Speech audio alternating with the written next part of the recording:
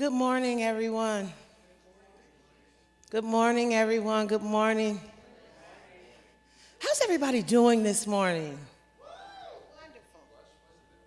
Oh, what'd you say, sir? Blessed by the best. If you can second that motion, raise your hand. That's right. Right.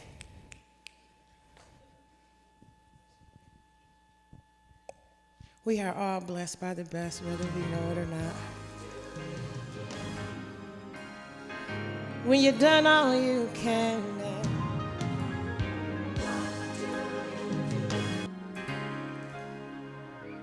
all right.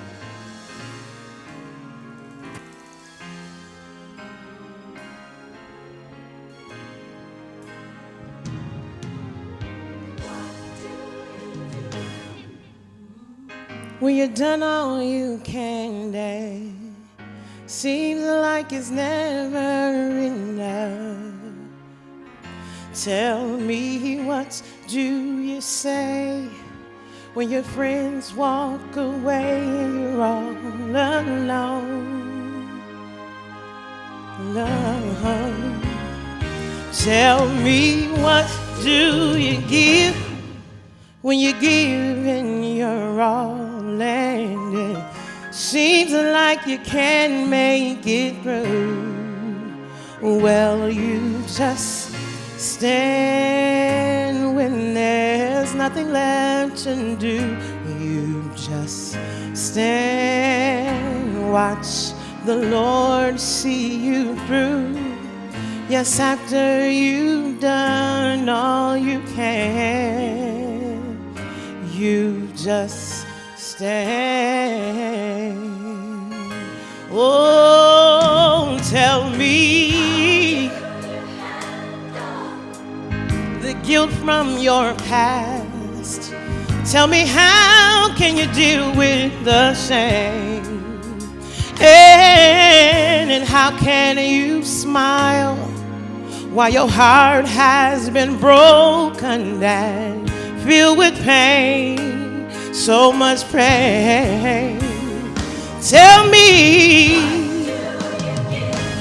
when you give in your all and it seems like you can't make it through, well, you just stand when there's nothing left to do. You just stand, watch the Lord see you through. Yes, after you've done all you can, you just stand and be sure.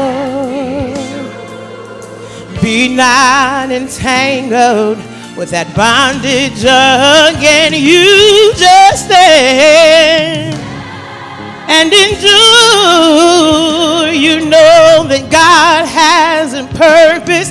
Yes, God has a plan. Tell me, when you've done all you can and it seems like you can't make it through, well, you just stand. You stand. You stand. Don't you dare give up. Through the storm, through the rain, hallelujah, through your heartache and through the pain, don't you bow, don't you bend, don't give up and don't give in. Stand, hallelujah, stand. You gotta stand. You gotta stand. You gotta stand. After you've done all you can. I know it's hard. This system, this demon of injustice is hard, but after you've done all you can. After you've gone through the hurt. I know we're hurting. After you've gone through the pain, after you've gone through the storm, know that God will be with you while you're walking through the rain. Oh, after you've done all you can. Oh, after you've done all you can. After you've done all you can, you just stand. Whoa, whoa,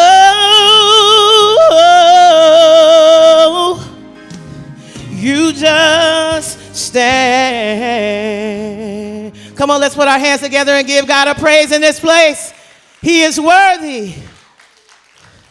God is worthy. Thank you. J Love. Come, sis. Woo. We want to welcome you to Survivor Speaks annual Wrongful Conviction Summit in partnership with turning a moment into a movement. So thank you for being here. Give yourselves a hand. Thank you. We appreciate you being here. This is an important day. This is our 6th year coming together. I would like to say as a family, because since that first year, there are many of you that took that ride with us from 2019 until 2024. So we say thank you for your diligence, not just for your own loved one, but for wrongful convictions and uplifting wrongful convictions as a whole. This day is important to us because there are many people that don't understand the atrocities that happen when it concerns wrongful convictions. It's something that the individual goes through, but I think we often forget that the families are going through this with them as well for some. And when you affect a family nucleus, you also affect the greater community. So we stand here today to say that wrongful convictions are not just the plight of the one who is wrongfully incarcerated. It's not just the plight of the family. It's all of our business. So again, today we thank you. We hope something that is said here today will inspire you to fight on. We know that it is hard. I can't even imagine for some of you families what you have been through. But we want to be here today to lift your arms up, to let you know that we care, and let you know that we are in this together. I want to take the time to give the mic to my dear sister and friend who has been in this fight with us. I've known Jay now since 2018, and she's going to tell you a little bit more. So please, let's receive J Love with some love. Good morning, everyone. I just want to thank you guys for joining us this morning. I know how hard it is personally. I've been on this journey since my son was wrongly convicted of a crime that he didn't do. And when Trisha sung that song, Stand, it just brings tears to my eyes because that song is like a testimony, for me.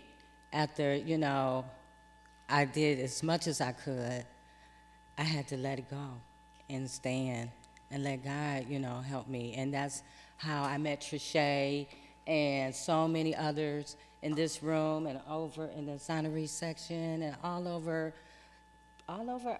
America, that this silent epidemic of wrongful convictions is affecting people.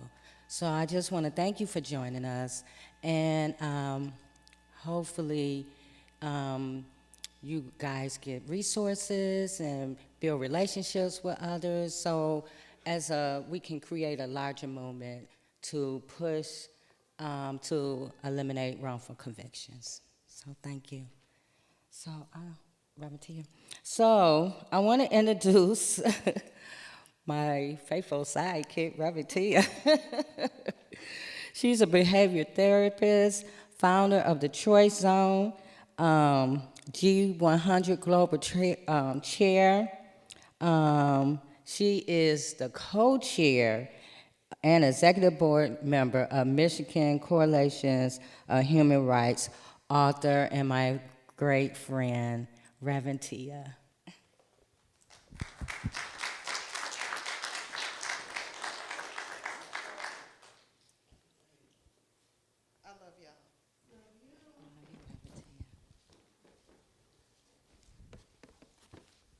That's not easy, y'all. That is not easy. And I am so grateful and honored to be here today because the fighters are you. We're here for you. We're here for the families. We're here for those who are wrongfully convicted. We are here for you.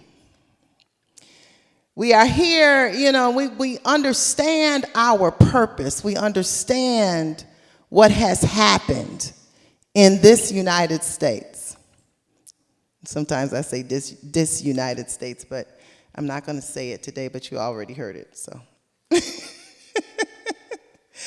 I know that when I look over here to my left, and you're looking at the exonerees, and when you're looking at over, 150 years of time, I'm just, and I could be off a little bit, but when you add them all up, it's time. Time away from family, time away from life. And yet, they stood. They're standing, still a part of life. And so let's give yourselves a hand, and let's give our exonerees a hand.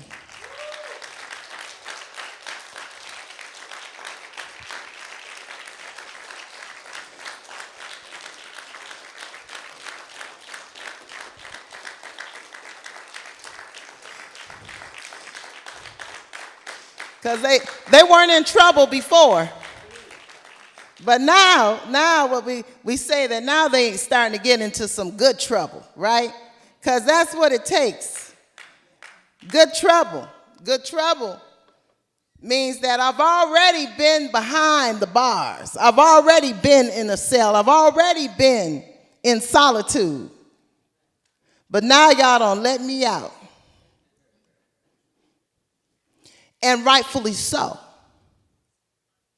Now, they could have just said, oh, I'm out, I got mine, and be on their way.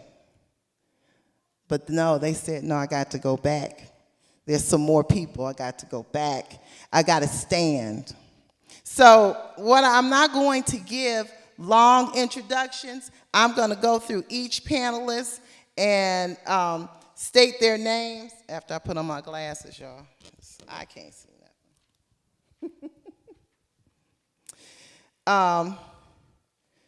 Larry Smith, 27 years.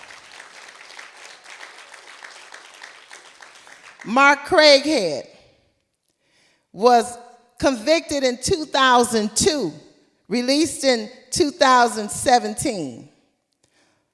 Lamar Munson served 20 years, exonerated 2017. Thelonious Searcy was wrongfully convicted in 2005 and was exonerated 2022. Lucino Hamilton is also with us today. I'm just going to go through some of the people who are with us today. Is he here yet? Yeah, okay. Oh, there you are. Oh, okay. Lucino, you got the hat on. I was talking to you today. There we go.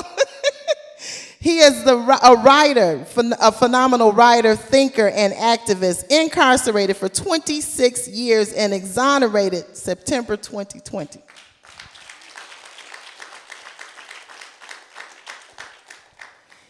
And I just want to, the other person on the panel is Bill Proctor. Is he here yet? Okay, and attorney Brian Brown. Yes, he is criminal defense, illegal searches and seizures and concealed weapons charges. Look, he's coming for you, okay? We need you, all right? Thank you so much. So now we're going to start off our questions to the panel. Oh, he's here. Yay! All right. Mr. Beat the Odds. Daryl Ewing is our exoneree. Where are you? Moderator, where you at? Oh my goodness, come on up here. Look, I'm not going to even tell his story. Okay, that's good. Sir Steve, what up, though?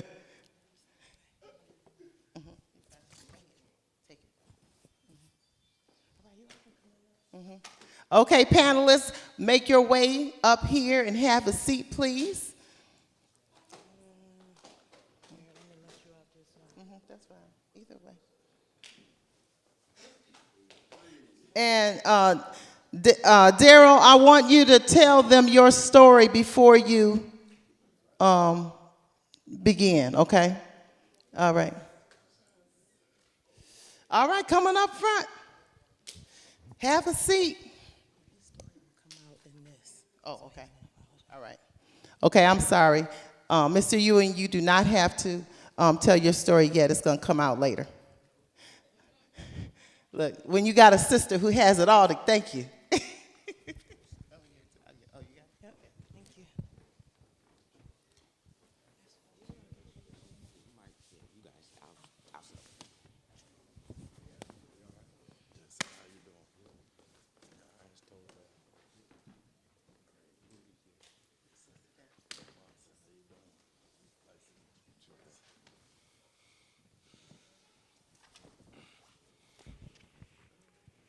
How y'all doing?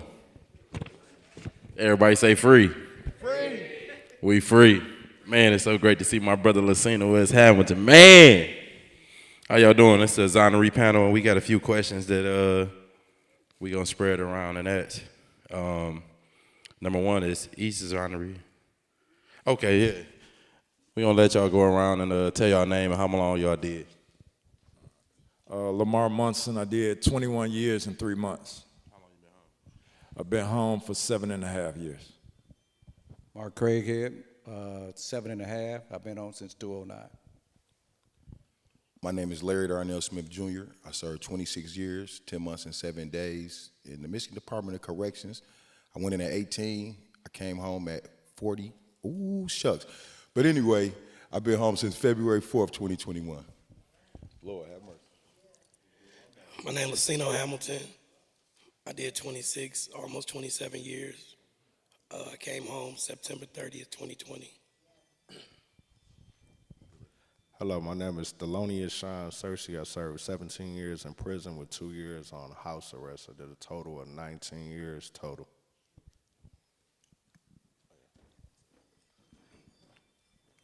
And I'm Darrell Ewing. I did 14 years, 2 months, and 14 days for a crime I didn't commit. I represented myself, got my case dismissed, and I'm still fighting to this day.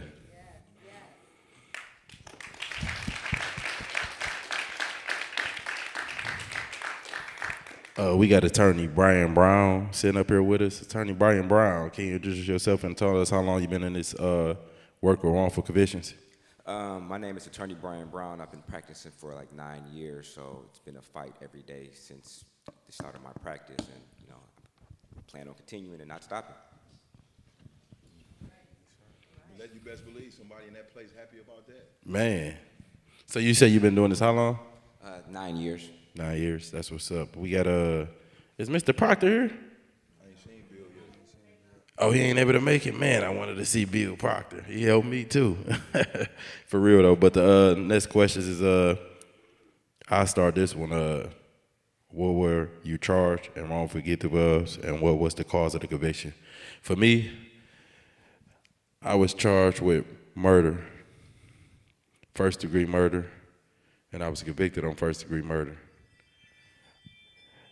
It came out that my jury actually went home and did misconduct, looked me up on the internet, Facebook and Google, and came back and said that it was a sacrifice, that I was at the top of the pecking order, and that if I didn't do this crime, I did something else, so they should find me guilty. I found this out immediately after my verdict was passed down because the jury was crying. Why would the whole jury be crying? And an amazing juror named Kathleen Barnes came forth, and she remembered for years. It took me 7 years of appeals to even get her in the courtroom to actually tell what transpired. And when she got in the courtroom, not only did she, but it's another woman who was a part of the Wayne County Prosecutor's Office, shockingly, who came forth, Joyce Hall, and she supported her. When she got on the stand and said she was working in the Wayne County Prosecutor's Office, I said, oh man, they trying to frame me and send me back to prison. But she came in there and she told the truth, that they actually committed misconduct. They seen photos of me with pictures of guns and everything. And, hey, they decided I was a gang member and that I didn't deserve to be on the streets. Brother, the question is, what would you charge with and what's the cause of the conviction? Oh, the cause of my conviction was jury misconduct. Shoot, now I know it's police misconduct because there's been all type of Brady material withheld that shows that they had other exculpatory evidence that pointed to the witnesses who the feds brung and everything. But that the prosecutors and the DPD buried in their files.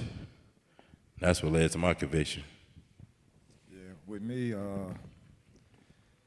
I was charged with first-degree murder and convicted of second-degree murder. My case was basically hinged on statements and coerced statements and illegal confession. And that's what basically put me in there and kept me in there that long. But to thank God, and I'm so grateful to the Lord because he blessed me throughout that circumstance and brought the witness forward. An eyewitness came forward.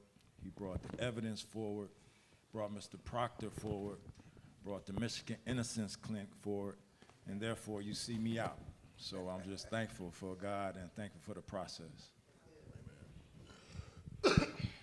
Hey, when you say a false confession, people be like, hold on, what do you mean a false confession? How do they ever get a false confession?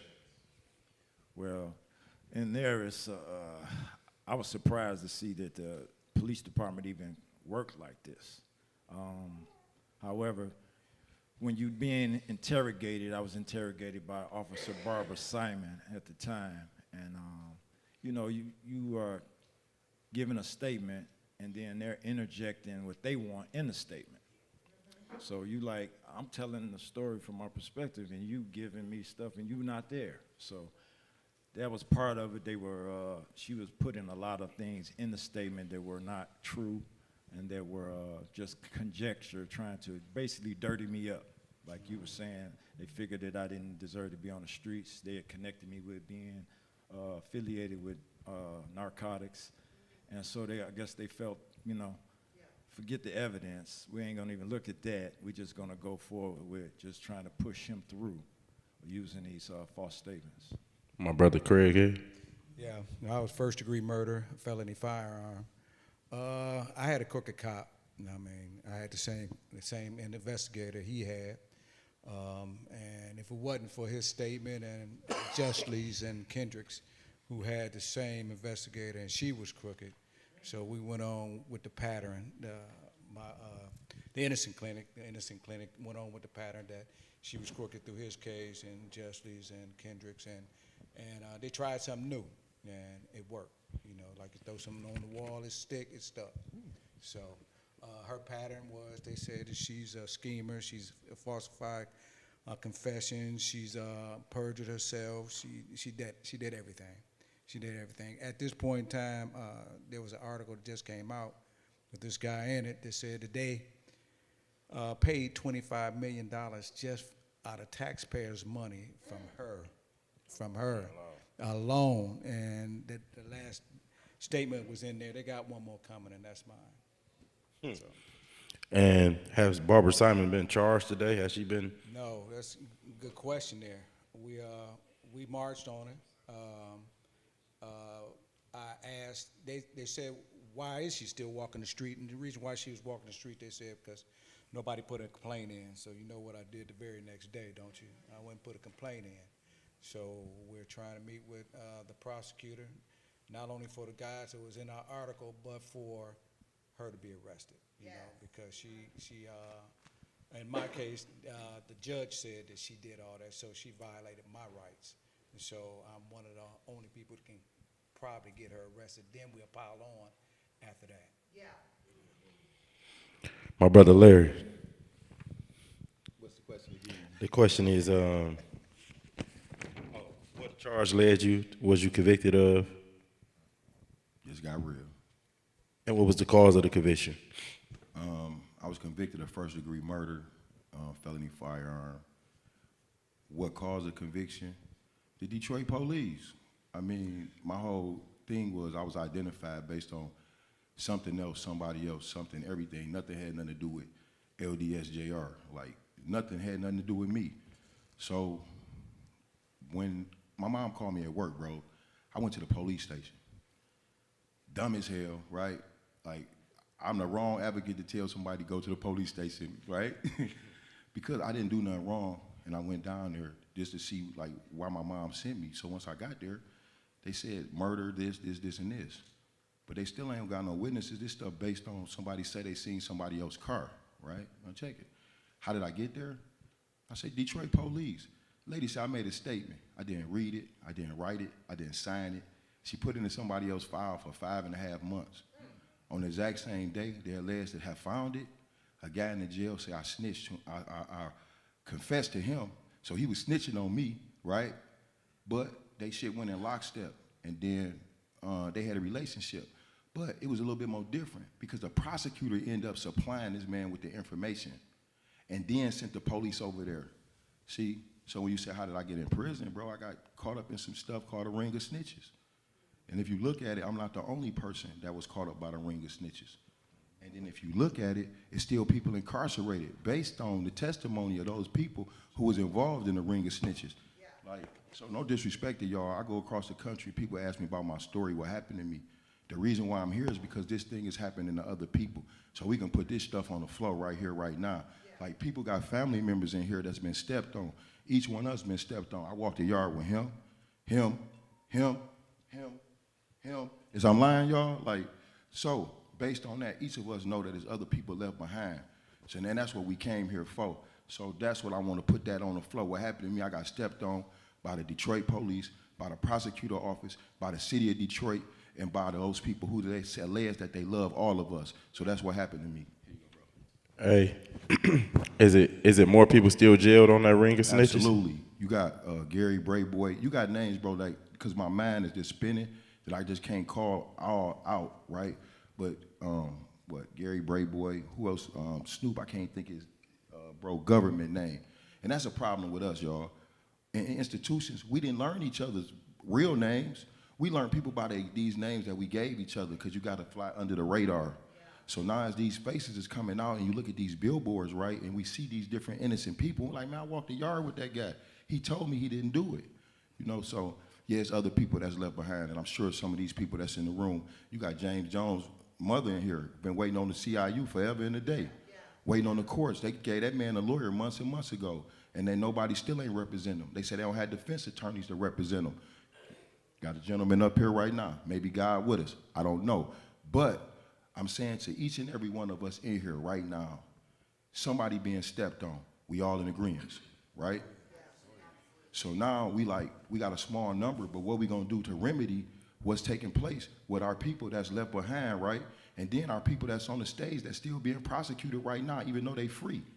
See, y'all just see people looking good and they shining, but not knowing what's all behind the mental things that's taking place in their lives, right?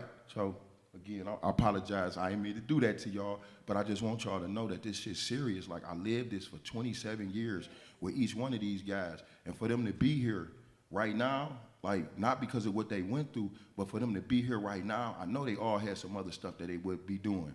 Because every time we tell a story for y'all, y'all think that it's good. For us, that shit hurt. But it's people like Miss Vesey, whose son is left in that place, that if we don't show our face, then people don't really know that this stuff exists. So. My brother Lucino, what was the charge you was convicted of, and what was the cause of the conviction? I was charged with, I was charged with first-degree murder. I was convicted of second-degree murder, given a sentence of 52 to 80 years. I was second what Larry said, that the cause of my conviction was the police just lying. To explain, it's a few of us who got out about the same time who had extremely similar situations, me and Larry being two of them. So when the police go to a crime scene, they collect whatever evidence is there. And some of that stuff, it just is what it is. And they have men in a jail cell who they write out a statement based upon the stuff that they know to be true, give it to them, they come to court, and they say you told them the stuff that the police wrote out for them. The prosecutor's big argument is how could they know if me or whoever didn't tell them, because the shit they say is accurate, So it's a guy named Ramon Ward who's not here, man. Ramon was in there fighting his ass off, trying everything. But something that Ramon had that I didn't have was paid lawyers, and he had found these memorandums, and it's crazy, man. We had the memorandums like in 1999, in 2000. I know I was so happy when we found them, because they was explaining in those memorandums what they were doing. These were memorandums between the prosecutor's office and the police department. And the memorandum didn't mean shit to nobody, you know what I'm saying? But we had those memorandums. But having said that, I was in prison about 2 or 3 years, and I stopped filing appeals. A lot of people probably don't know that. I didn't file appeals. The 1 or 2 that I did file, my argument was I didn't do it. You know what I'm saying? I ain't do it. And that argument wasn't getting me nowhere, but that's all I could really say is I ain't do it. Like a lot of these other men, there was nothing to say I did it, except that dude who they say I met in jail, So based upon that guy's statement, who died before I went to trial, all a bunch of bullshit. But based upon that, I did almost 27 years. So I didn't file appeals. I taught myself how to write, you know what I'm saying? And it's crazy because it didn't just happen like that, but I tell people I wrote my way out of prison. Along the way, I met some people who helped me, and once the Conviction Integrity Unit got going, I guess they were selected, because there's a lot of people who should be out based upon the stuff that they know. Based upon the friends I have made, they trying to put a push on the Conviction Integrity Unit, and they took my case. As Larry say, in those memorandums, you can just look at those memorandums and they say it's dozens of other men who they did the exact same thing to, but it's only like 4 or 5 or us that they let out just on that. Hey, I was locked up with the brother Lucino, right? And I remember a time being on the yard. We used to have think tanks. And one time he came to me like, man, we was doing protests after protests. And he was like, man, extreme time calls for extreme measures. You remember you told me that, my brother? Do you know what you told us we should do? He said, hey, man, y'all know what y'all need to do? You need to get all them people to go out there and protest for you and take them to the border. You remember that? Shut down the bridge. Y'all chain yourself to the bridge. You're going to get national attention because it's going to stop so much money. Extreme times call for extreme measures. Hey, but I had all the people in the world willing to go out and protest, but I ain't had no people that wanted to go out there and chain themselves and cuff themselves to the international bridge and probably go to jail. We was trying. We tried to push it. That's how desperate and how ready we was to get out of prison and to get the action and the attention and the call to bring awareness, because he was so right. if we was to shut down the international bridge as they did just recently, and it was mind blowing. I thought about Lucino, right? I'm in the Wayne County Jail. And remember, they just shut down the international bridge. I said, man, that was our plan in prison. They got a case off a guy, like, they charged that truck driver with that situation. Everybody shut down, and they changed their whole attitudes because it affected the commerce of the country. But for us, for him coming from the yard saying it to us, it's kind of like far-fetched or unbelievable because we are trapped on the Gilligan's Island. And these people in society be like, hey, you believe in us? You want us free? Well, why don't you go chain yourself to the bridge? They like, okay, well, hey, Bertha, he didn't flip. I know he want to get out, but he going crazy. Hey, but Sean, what was the charge you was convicted of, and what was the cause of that conviction? My charge was first-degree murder, assault with intent to commit murder, and felony firearm. I was arrested in 2004. I was 24 years old. I got arrested for the shooting that took place at the Detroit City Airport. And at the time when I got arrested, I never. Can't hear you. Hello. My name is Thelonious Sean Searcy, and I was arrested for the shooting that occurred at the Detroit City Airport in 2004. And at the time of my arrest, I was 24 years old. And the cause of my arrest was coercion, police misconduct, and prosecutorial misconduct. And I went in there, I was actually denied 8 times before I even got any type of relief. And in my case, it has been found that the police tampered with ballistic evidence. They lied to my jury during closing arguments, saying they didn't know what type of caliber of weapon that killed the deceased.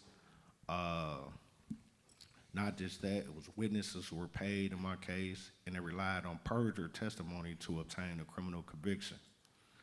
So while I was in there, after spending $50,000 on lawyers from behind bars, so a lot of people, $50,000 probably ain't nothing to somebody who got it. But somebody who's struggling, whose family is working, with other people in the household to take care of, that's a lot of money to spend on attorneys. Only for attorneys to take your case to get you procedurally barred so you can't even go further in your appeal. With me, I experienced injustice on a whole nother level.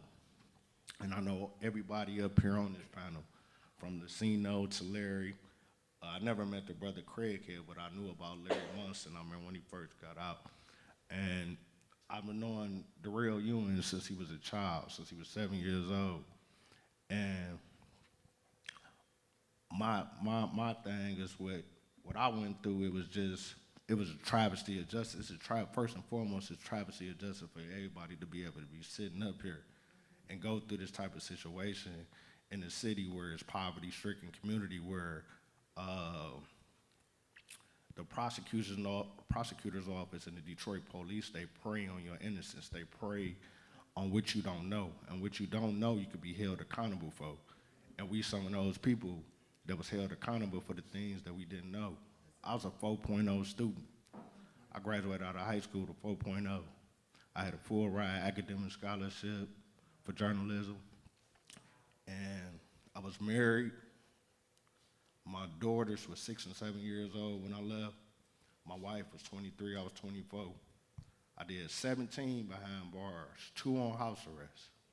And this after I got a confession in my case. I got a confession from the Detroit hitman saying that he committed this crime, yet still I gets out April 20th, 2021. On July 4th, I put together a mega rally in front of Frank Murphy Hall of Justice with the assistance of my brother Darrell Ewing while he was behind bars. See, we've been fighting. It's a lot of fighting that's been going on with the assistance of the Voice of Detroit lady, Diane Bukowski, her paralegal husband, Slim Hearns. And we put together this rally for the wrongful conviction to address what was taking place in the city of Detroit. And one of the things that was taking place in the city of Detroit is they have all these crooked officers who have been found liable in the courts with lawsuits for convicting multiple people. where they using dragnet style tactics, the ring of snitches. The same homicide detectives they had on their case, I had on my case. But I never got appointed a lawyer, knowing that this factual information came out with the Joe Twilly, with the ring of snitches, with Dale Collins, who placed this guy, Joe Twilly, in cells with inmates to say that they talked about their case, and it was just a lie. It was a well-orchestrated lie. With Joanne Kenny, Isaiah Smith, Reginald Harville, all these same detectives. None of these detectives that I'm mentioning right now have ever been added to the Brady list. None of these officers have been charged with wrongdoing, and these guys have to come out here and fight for lawsuit money that should be given to them. You shouldn't even have to go through that hurdle of even fighting to get a to have to get lawsuit money when y'all know a wrong has occurred. Me and Darrell Ewing are currently fighting our case again because she appealed our conviction.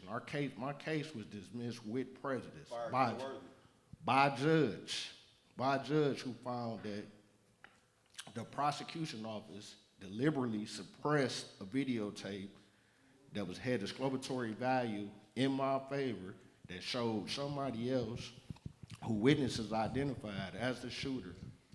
And they appealed my case. So they victimized my family not once, but twice. You understand what I'm saying? So when I come to these functions, it's a range of emotions. I take it personal.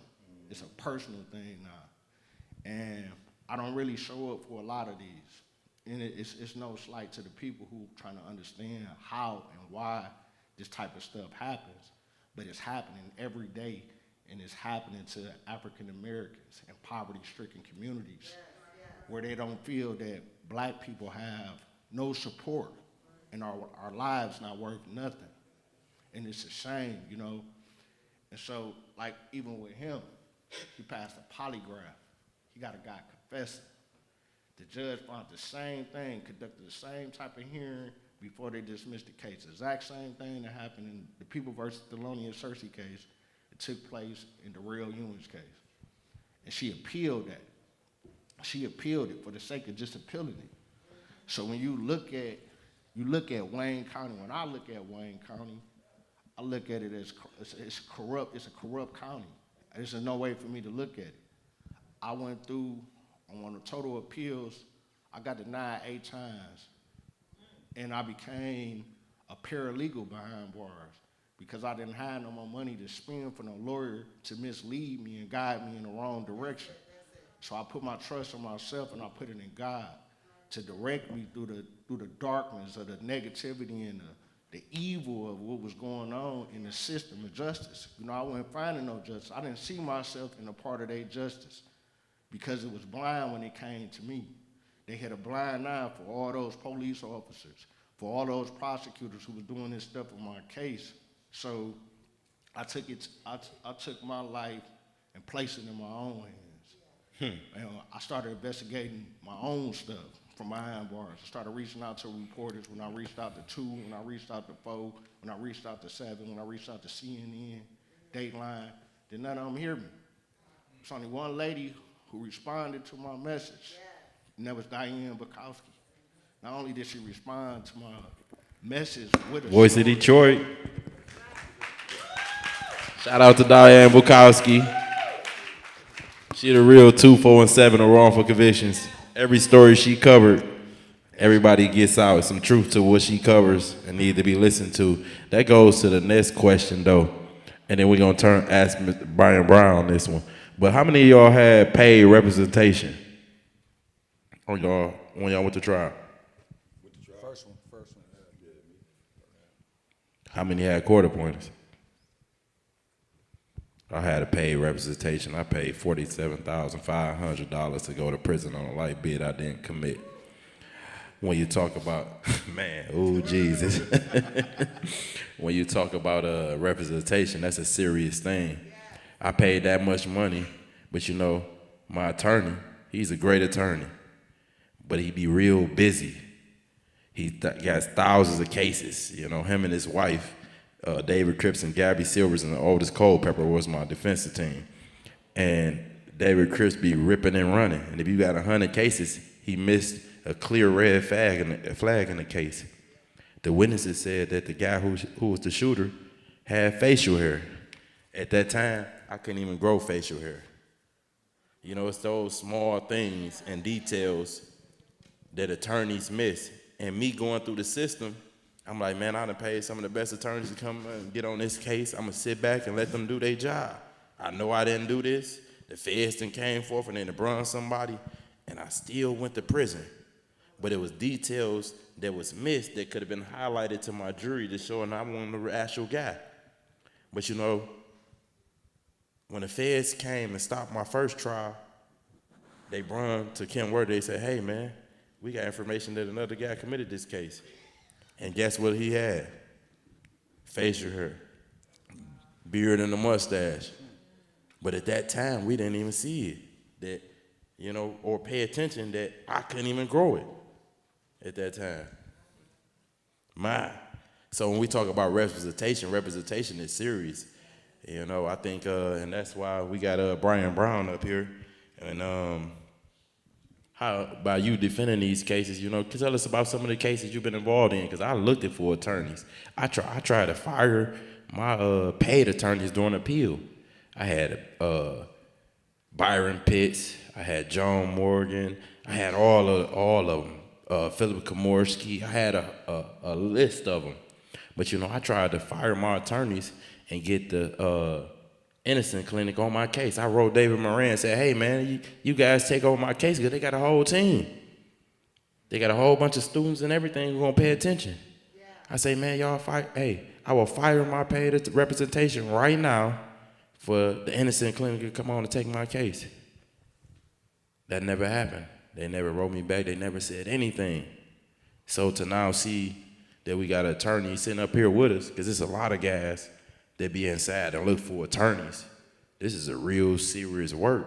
So tell us some of the cases you be on and what you do, you know, because I know it's guys that's involved in that's still sitting back, like Anton Blevins, Demary Morris, Dorico Cersei, a whole bunch of guys sitting in there looking for attorneys. So we need to know how you involved and how you can help, you know, because I ain't never, you know what I mean, no. Oh yeah, no problem. Like my name is Attorney Brian Brown. I predominantly do trial work. I've done some appeals here and there, and I know it's very important from my perspective to get it right the first time, because it takes so long, as all the panelists up here can attest to get a wrongful conviction overturned, even if it does happen. You can spend years and years and years in the appellate process trying to, you know, get your innocence to be shown to the light. So what I focus on is trying to do it right the first time. From a trial perspective, I try to go through every little detail of the case, and I put myself in a position as I represent this individual the way I would want them to represent me if I was in their position. Because once upon a time, I was in a position like that where I've had an attorney.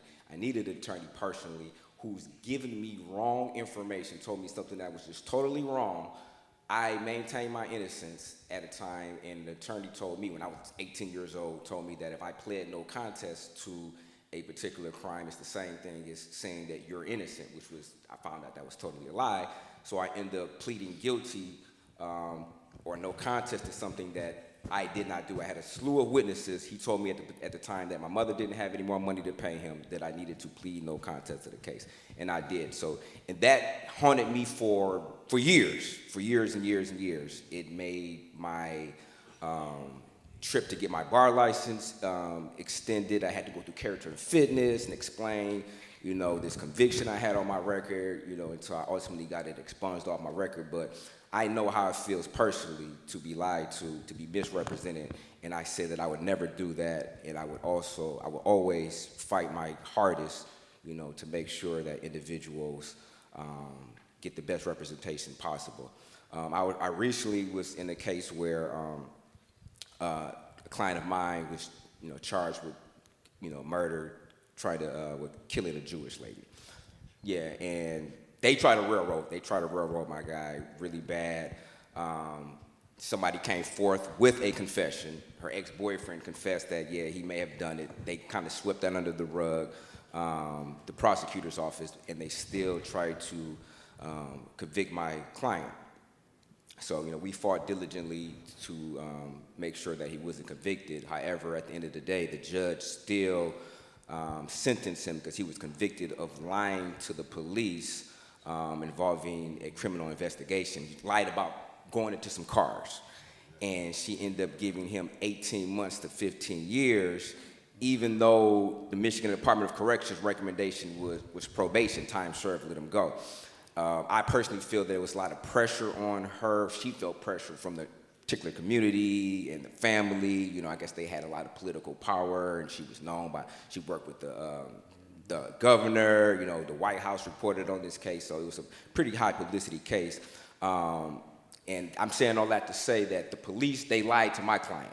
You know, other people in the case, they lied. We had cops on the stand who we caught them in lies, we caught witnesses in lies, but my client is the only person who was charged with lying to the police and sentenced to what I believe unjust sentence. And I firmly believe that. So right now we're still trying to appeal that. Hopefully we can get him out soon. I mean, he's in a level 1 right now. His earliest release date is early next year, but at the end of the day, you know, it's hard to get justice in the system. I call it the legal system, me personally, because, you know, I see on a day-to-day basis, you know, where justice is not being served. Some of the lawyers you mentioned, I know, you know, I know some of them. I see lawyers out here working, and sometimes I shake my head. You know, when I see what lawyers tell their clients, I overhear it in the hallway. I just see them represent them in the courtroom, and I just like, dang to myself, like, man, I wouldn't want that person representing me. And, you know, I do get a lot of clients who fire their previous lawyer and hire me. And I just try to continue to, you know, just bring in, you know, the best type of representation I can bring. That was the nationally publicized Samantha Wood case, right? Yes, it was. Do you take on cases pro bono? I have before, yes. What advice do you have for these family members that's out in the crowd that may be currently fighting a case of innocence? I just said, just keep faith. You know, at the end of the day, I believe the truth will always come to light. Keep your faith in the Most High, and, you know, keep praying. And I think sooner or later, you know, your loved one, they'll come home. To the exonerees, we don't go around. What was the greatest hurdle you faced in your case, and how did you overcome it? Well, I'll say in my case, I always appeal my case. When I first went to prison, I started going into the law library, taught myself how to do briefs and how to prepare briefs and motions. And so I was doing, even after after my appeal attorney failed at the appeal, I still did like 8 appeals on my case. And one of the things that I always was requesting was the fingerprint evidence off the murder weapon. They had the fingerprints, but they didn't have the results of who the prints belonged to. So my thing was that would eliminate me if you just test the fingerprints. And I know you probably tested them to begin with, but you're not giving me the evidence that I need to help get me out of here. And through the process of me having the Michigan Innocence Clinic come on board, Bill Proctor coming on board as a private investigator, we finally got, we actually had to sue them to get the prints. But when we got the prints it revealed who was the perpetrator, who had at least 9, 11 prints on a murder weapon. It collaborated with the eyewitness. The eyewitness determined who this was. The prints matched that person.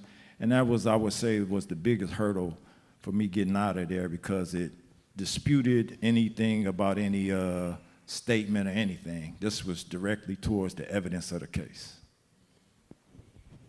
Brother Craig here. Yeah, mine was phone records. I had three good lawyers actually. I started off with Jeffrey Edison, Otis Culpepper, and ended up with Steve Fishman.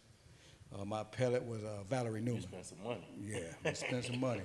My dad lost his house on that, man. You know, he refinanced his house, got dementia, forgot to make payments, and lost his house on there. So yeah, spend some money. But all them lawyers, I'm telling you the lawyer story because I told all the lawyers that I made phone calls at work. You know, nobody pulled no records but the University of Michigan Innocent Clinic. They put 2 students on it. The students went to AT&T. They hired a technician to go back in, got the phone records from the archives. And after they got it from the archives, they brought them out. David Moran sent me a list of the phone records. I'm looking at them, and I see my brother's number. And I see another guy's number I know. I'm like, damn, that's the same day, 5 minutes away from when this guy got killed. So I called Dave and I said, why didn't you tell me this? He said, don't worry about it, I'm about to get you home. That was the biggest hurdle we had. Yeah, that was the biggest hurdle we had. So we did get the phone records. The phone records, they did a lot for our case, you know, because it showed actually where I was at the time of the killing. What about you, Larry? Darnell Smith Jr. I mean, just getting somebody to realize that I existed. It's similar. All right, so check it. You got a lady named Tamara Washington, right? So I was at a picnic one time. Phone rang. It's Tamara Washington. She said she went to court that day. Oh, you went to court? How court go for you? They lost your file. They did. Boom. Hey, Ken Worthy, what happened when somebody lose their file? See, under the rules of evidence 3.8, man, my story, y'all can read my story. You can Google my story. My story, like, is everywhere. They got it in music. They got it in books. But these people, lives that's on the line who in here suffering, they stories ain't in no books. See, when you in a Zonnery, I go across the country, right? I get first-class treatment, right? People say they love the fact I advocate on behalf of those people I left behind. People I don't even know. People in whole other states, right? But right here in Michigan, we got an issue. Eli Savage, we got an issue. See, we stood up, man, with you. What's up with the VC brothers? It's like, the more like, how close do I got to get to posing this question to you at your front door? Ken Worthy, on this Tamara Washington, if by your own admission, something is wrong with the files being lost, and they wasn't lost under Mike Dugan's watch. They was lost under your watch. If that's the case, what's up? Like, I'm a Zonnery, right? Meaning that I went to prison for a crime I didn't commit. Meaning that I served time in prison for some shit I didn't do. Is other people serving time in prison for either crimes that they innocent of, they over sentenced for, or they gonna die to the beat of? So that's what I'm here for. I apologize to y'all once again, but I'm here because it's people like Tamara Washington who's in prison. William Watley, that's a white guy. He's in prison. He locked up for an arson case, convicted by the testimony of a dog. That's what I'm trying to tell y'all. That's what's taking place. When we up here telling our stories about what happened with us, right? People go to looking at histories. You would go say because I tried to smuggle some contraband into institutions, right, that I'm a horrible person, that I should die in there. But if a person in prison for a crime they didn't commit, they got no financial resources, ain't nobody showing them no love, and ain't nobody look out for them, what the hell is they supposed to do? See, this is what I'm asking y'all. Because you are ostracized or you will put a person on the bad side because they got an institutional record. But for each one of us guys with these, they shot me with a taser 8 times in 45 seconds. I've been hog-tied 6 times. I've been jumped on by staff, right? I have more issues with the institutional workers than I ever had with the people incarcerated with me. So what I'm saying to y'all is, let's get to it. It's people that's locked up and it's people like me who can take a stand. So if you in a Zonnery, right, and it's somebody in Michigan, and they innocent, hey man, take a stand. I don't need no innocent clinic to tell me what's on no paper. I know how to read. I don't need nobody to tell me who I can advocate for and who I can't. All my mental health help that I need, I get it because I get up, I get out, I get active. And then I go sit and I talk to them people. But guess what though? You know what that allowed me to do? It allowed me the ability to say I ain't no bootlicker. That's right. See, Eli Savage, man, we stood up with you. For anybody in this room who stood up with Eli Savage, if y'all comfortable with what he done delivered,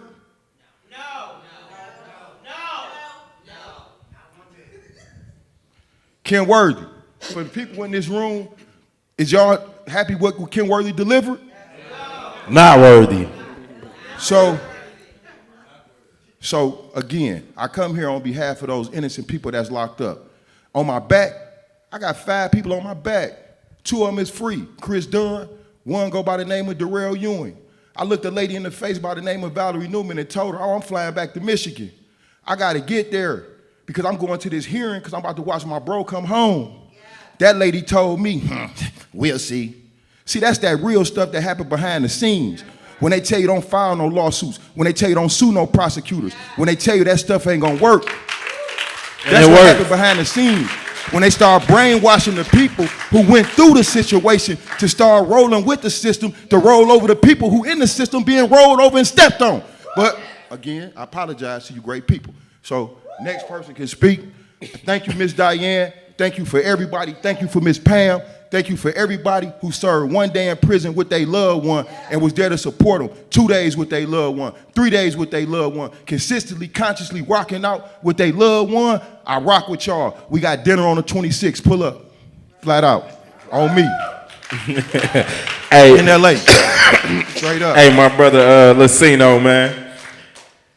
The question was, what was the question? Hey, cause he dropped the heat. You hear me? Hey, your biggest hurdle, yeah. What was your biggest hurdle, Lucino? Excuse me. Not that the question isn't important, and I appreciate the question, brother. To go a little bit further than what Larry said, I was thinking what happened to us is that a wrong system wronged us. If the wrong system would have did it the right way, we'd still be in there, I guess. But since the wrong system did it the wrong way, we got out. And I think that sometimes get overlooked is that the system itself is wrong. I came here saying, we talk about a wrongful conviction, I say all the convictions are wrong. We know for a fact that the system is racist, flat out. We know it's sexist. You know what it do to the LGBTQ community. And we know that it's elitist. We know that money matters. I tell people just based upon those 3 things themselves, that system shouldn't exist. Just on those 3 things. And then there's so many learned people who can tell us how that system has its genesis in slavery, how they just transformed that plantation system into all these years later what we see today. I think sometimes we come here and we advocate on the innocent. I'm an abolitionist. I think that system should be abolished today. And I think one of the problems is that we don't know what to do going forward. And that's what people say, well, what do we do going forward? Excuse my language, that's fucked up. Because we don't know what to do. We should keep people in the system that we know is wrong. I think that we not fighting the struggle that we really should be fighting. I think it's a lot of individual struggles that interconnect into it, but we supposed to be trying to tear that system down. When people ask me, like families, they hear I was in prison and I got out, and they ask me for advice, I pull them to the side and I tell them they should try to break their son or daughter out, whoever he is, out of prison. I tell them as seriously as I can. You telling me your child or whoever he is been wronged. What are you wrong to do in pursuit of trying to correct that wrong? We not fighting the right struggle. We trying to make a wrong system work.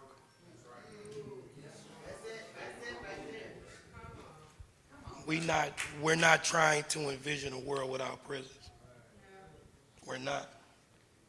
And it's so hard for people to envision that because they keep trying to envision that world as it is today, just absent the prisons, as opposed to trying to envision a whole nother world. And that's possible. People will say anything the mind can conceive, the mind can achieve. I conceive of a world without prisons. Well, like people, I used to get stumbled when people used to ask me what the solutions were because I didn't have a lot of solutions, I know all the problems. But as time went on, I kind of understood that there is no solution. It's going to take generations to correct this shit. We're going to have to relearn. I always tell people, if you was in France, you'd probably be Catholic. If you was somewhere in the Middle East, you'd probably be Muslim. And if you was somewhere else in the world, why? Because that's what they learn. This learned behavior. we talk about this shit like it ain't nothing. I always tell people, I wonder what the Jewish people or any people that was in some sort of struggle when they met, how did they meet? These men in here know me, you know what I'm saying? But this how I was in there. I was always, I guess, some conspiracy or some. No, but I say that to say that, you know, we should be fighting with a different tone than what we are fighting. I don't think that, so since we're not trying to abolish the system, we're not trying to fight like we're trying to abolish it. We're trying to fight like we're trying to correct something that really can't be corrected. It can't. I don't care what nobody say. It can't be corrected. I always, and I'm not trying to preach, I always tell people, and it's just a side note, the problem with the people who made it is that they made it. They believe the system works because they made it for them. These anomalies. They think the system worked because it worked for them. The system don't work because it worked for you.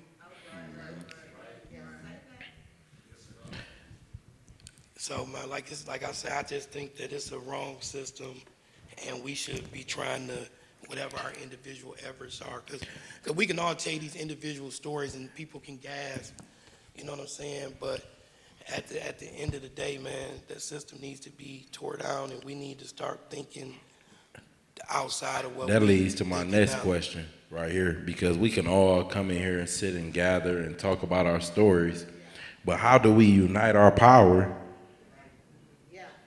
to bring about change, to get some people free, to get some people out of office, you know, and get the right person in office? Kim Worthy ran unopposed again.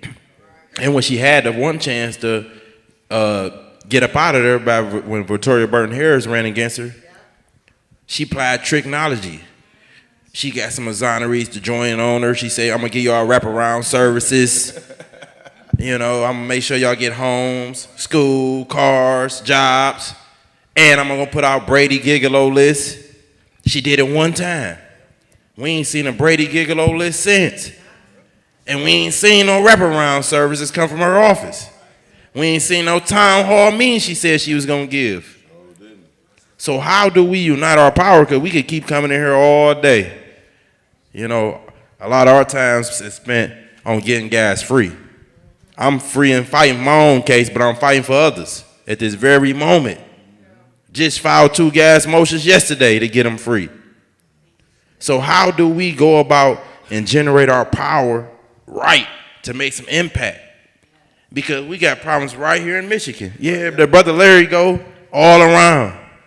We got issues right here. But we got issues right here. Right here. Right here. How do we challenge Kim Worthy? What do we do? Eli Savage. Eli Savage. How do we do that? Dana Nessel. Yeah, Dana Because Nessel. Dana Nessel just went along and said we ain't doing no investigation. Now you got to do a complaint against her again. So how do we unite our power to bring about the change? Because if we come in here and we just get to telling these stories that come out right here, it's ineffective. And it's really a waste of my time because we ain't coming together uniting our power. Because I know if these many people was out in front of the Wayne County Executive Office, because that's where the money and the funding come from, at Warren Evans' head, because that's where Eli Savage and all of them get their money from the county executives. They get that bread from there. They get that bread. That's right. We got to really make some change. We got to really show up. There's a lot of people right here showing up, and everybody out there, families I see wrongfully convicted. Everybody, families got a problem. We need to start taking today's steps. People about to run for governors and everything. They're about to run for mayor. So we ain't about to unite our power the right way.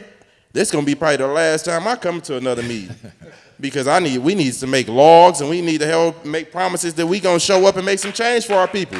That we gonna really make some noise. If we ain't doing that, I ain't coming to another wrongful conviction meeting because it's useless. Yeah. It's time to be radical. What my brother say, extreme time call for extreme measures. Hey, definitely time to be calculated. And now it's the time to be calculated. Absolutely. Now it's the time to unite our power and get our voices heard, because it's they already know wrongful conviction used to be a case of boys cry wolf. But now you got all these guys here. Legit. Some of these guys the Wayne County prosecutor always gonna let off. Yeah, legit. They're agreeing that, hey, it's police misconduct. Evidence has been suppressed. That's the issue. Right. that we got to tackle. So how do we unite our power? That's what I want to hear from up at this panel and from everybody in the crowd. Where do we go from here? I think the number one thing is if we click up, like you can't be giving information to the administration. So that's the number one thing, right? We backdoor each other, man, for a couple pennies. Like the whole premise is, right, if we gonna get up, we gonna get active, we gonna move as a unit. That means that we gotta move as a unit. Ain't no big eyes and little U's, right? But if somebody, man, trying to get spiffy, then they gonna go to do what it is they need to do in order to be able to provide gas in their tank and stuff like that. So one, people gotta throw their egos to the side. Remember that this is bigger than your relationship, right? Because we got people we got relationships with. Like you say, Eli, you my friend. I heard somebody say you my friend, but this business, these wrongful convictions is business. So if the administration, you got a friend in the administration, then you got to put your friend on notice that when I step over across this right-hand line, it's business on the floor with me and these folks right here, and I ain't gonna cross these folks for this type of time you moving on. But until we can get some form of like a loyalty or figure out who it is and then map it out from there, man, we gonna have some issues, bro. Yeah, Of course. we got to hold them accountable. That's right. And even with the public, the families, and you see the guys is up here, but when we see them fighting, they got out. Yeah, they got out. They was innocent. That's one thing, but seems like we're not recognizing that when you lock up an innocent man, that means you left the perpetrator on the street. That means it's still a danger in the community because the person that should be locked up is still roaming the street. So that should be an outrage in and of itself that when you paying your taxes for a public system to work a certain way and they're not doing it, then they have to be removed. And that's the only thing. They have to be removed. And one of the things that we're doing in regards to holding them accountable, we're going after the officers that done this, the officer that did the coercion, the officer that was doing some of the dirty things. So that casts a wider net in this type of method because when you're dealing with the officer, she's affected, 11, I think we got almost 11 cases already with one investigator. So if we can get this lady investigated, then we can move on to possibly get her prosecuted for some of the things that she did that were against the law. You're taking the strength out of these families, then you don't have to. And this was a black woman with black men. And for you to understand the plight that they've been through and the situations that they've been through and find themselves in there, and you go out of your way to put them in a situation that they shouldn't be in, that's something that we need. That's an evil that needs to be removed. Yeah, that's a detriment to that's not a good thing happening in our community. And so we have to hold these people accountable on every level. And if they hire, and even after that, she was hired by the AG office. The same lady, after she already did these types of misconduct. And now them pensions that she's getting is your taxpayer dollars. And that shouldn't be so. So you have to hit them in the pocket, and you got to hold them accountable. And that's something that you got to do, and if you want to see this thing changed. And that's heavy. He brought up something, right? In my case, the feds came and alerted the Wayne County Prosecutor Office that they had a man named Tyree Washington who was in the whole federal system claiming responsibility for this murder and saying that I didn't commit the case. The brother said that more crimes get perpetuated. He confessed to this crime. But all the time that I was in jail, he went on and committed 7 more crimes. Crimes that affected children, carjackings, armed robberies, everything. So it definitely affects the people, because they get it wrong, but the one who actually committed the crimes is still on a spree. And we wonder why our neighborhoods still get terrorized. That's deep. And then they challenge these cases, and they never think about the victim's family. The Wayne County Prosecutor Office still to this day never even talked to my victim's family since trial. That was 14 years ago. They ain't told them about a confession has been made. They ain't told them I passed a polygraph. They ain't told them that they bury evidence. They ain't came back and said, hey, is it possible that this is the guy responsible? Do you know any information about this case? That's deep. But we got to make some change, man. We got to make some impact. We got to unite, the VC brothers, You know, I see the brothers Monson and them. We need to create a log, a registry, everybody that's a part of this team and every family that's logged, and we need to come together and unite our power, man. Yup, come out. When we get one, like when we go out, if y'all notice, this is a small number. No, we feel it's a great number. It's enough, right? But we can build more. And as we build the momentum and we go out, it's calculated motion, right? We pull up at the right places to do it in the right fashion, then we can get the proper type of return that we're looking for, bro. And we got to support each other too. Support each I mean, other. this is a fight with all of us. This ain't a fight of me and Lamar's fight or Butter's fight. This is all our fight. We was in there together. We know what it takes, and we know what we was into when we was in there. We all promised when we get out, we gonna do something, and that's what me and Lamar doing. We open up a business, man. We trying to get guys out. You know, I know at least 10 guys that's innocent that's back in prison. You know, for me to turn my eye on them, would be, you know, crazy on my part. So we decided, okay, our last seminar we went to, this is what we're gonna do. You know, we're gonna do hook, crook, or borrow. We're gonna go make sure we got the right people to get these guys out. So. Yeah, you know, that's crazy because me and Larry doing the same thing. So we unite on these cases. You know, we got to unite. That's what it's all about. Bring these families together, make some noise, and get in front of them doorsteps. That's right. Good? Yeah, this should be it, bro. I think that ends it. Anybody got anything they want to add? One other thing, you can go to freedomaintfree.us. And it's going to be a lot of information pertaining to things that we're doing moving forward. Some of the guys that we're looking to get out, if you want to support those families and support those situations, you can. We're just trying to build this as a platform where the community can come to help assist. Even with those purged documents that has been purged, we're putting together a document that we'll post where if you have somebody in there and they need to know what they need to do, what law they need to look up, it'll be posted up there so they can get going on that to get a complaint going and possibly get themselves out of there. So again, freedomaintfree.us, and we'll love your support. Hey, Attorney Brown, we got Attorney Brown sitting up here. What methods do you think that we can employ to get some accountability held around here to really make some impact, you know? Some of the things that was already mentioned as far as coming together, putting pressure on the elected officials.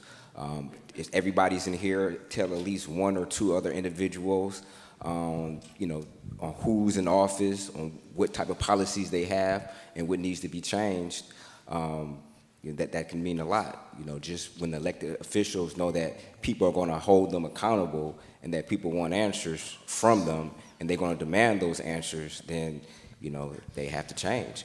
And another thing I was saying as far as what I heard as far as the system being broken, I personally don't think the system is broken. I believe the system is working exactly how it was designed to work at all. So as far as fixing it, like they say, if it's not broken, you can't fix it. The system is not broken, it's working the way it's designed to. So the system has to be basically dismantled and rebuilt, in my opinion, you know, so. Thank you, guys. Thank y'all, man.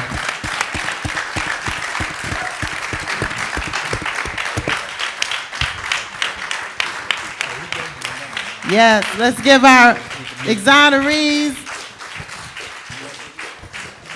a wonderful round of applause. Let's give them another round of applause.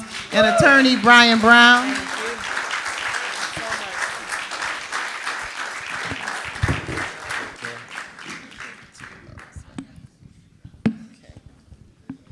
And if you learn anything from that, before I go any further, are there any exonerees in our audience right now? Can you please stand?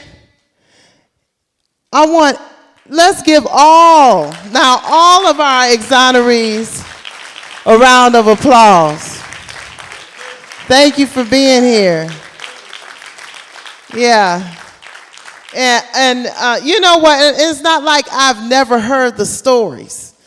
Because, you know, we're on the podcast. We've been out here on the field.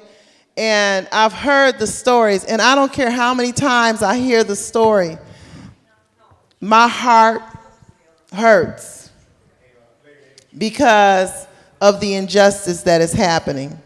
I don't care how many times I pray and meet with families, it's still new, it's still fresh, the wound is still there.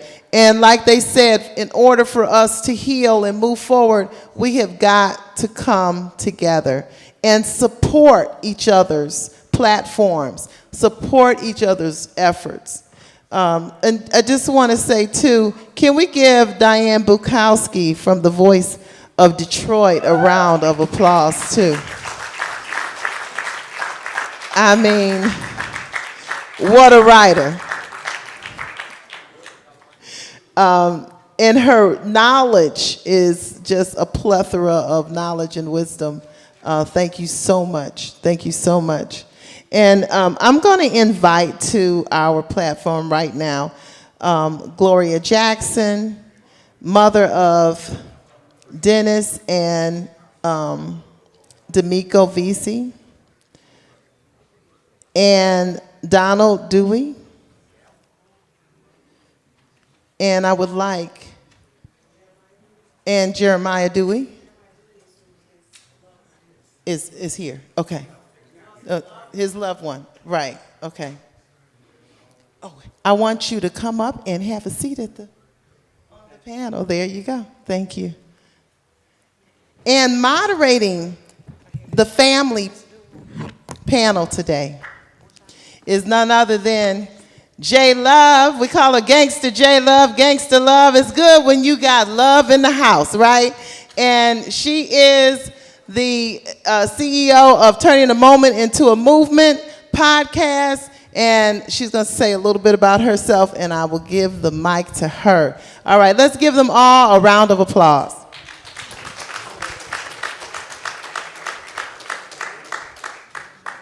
Thank you. I'm J Love, and I represent the Justice for Gerard movement as well. My son Gerard was also wrongly convicted of a crime he didn't do. And because of that journey, I started rallying and created this podcast called Turning a Moment into a Movement to give families like myself and Gloria and Mr. Dooley a voice and a place where they can educate the community about what was going on in our communities. And so because of that, I met so many families and so many people who had never told their stories, and I was just like, it was unbelievable to me that this was happening in our communities. Unfortunately, my son passed away before he could be exonerated, but because in his memory, I'm continuing this fight to stand up for those who are also going through the same thing. On this journey, I met Gloria and Mr. Dooley. I've seen you at other rallies. And so I want them to, Gloria, we can start with you. Tell us your story and about your sons and everything that, I don't think people understand as mothers and, fathers, as parents, the impact it is on you when your kid, in your case, 2 children, are wrongly convicted. It's been a long journey for me. My sons have been in there over 20 years, like 22 years.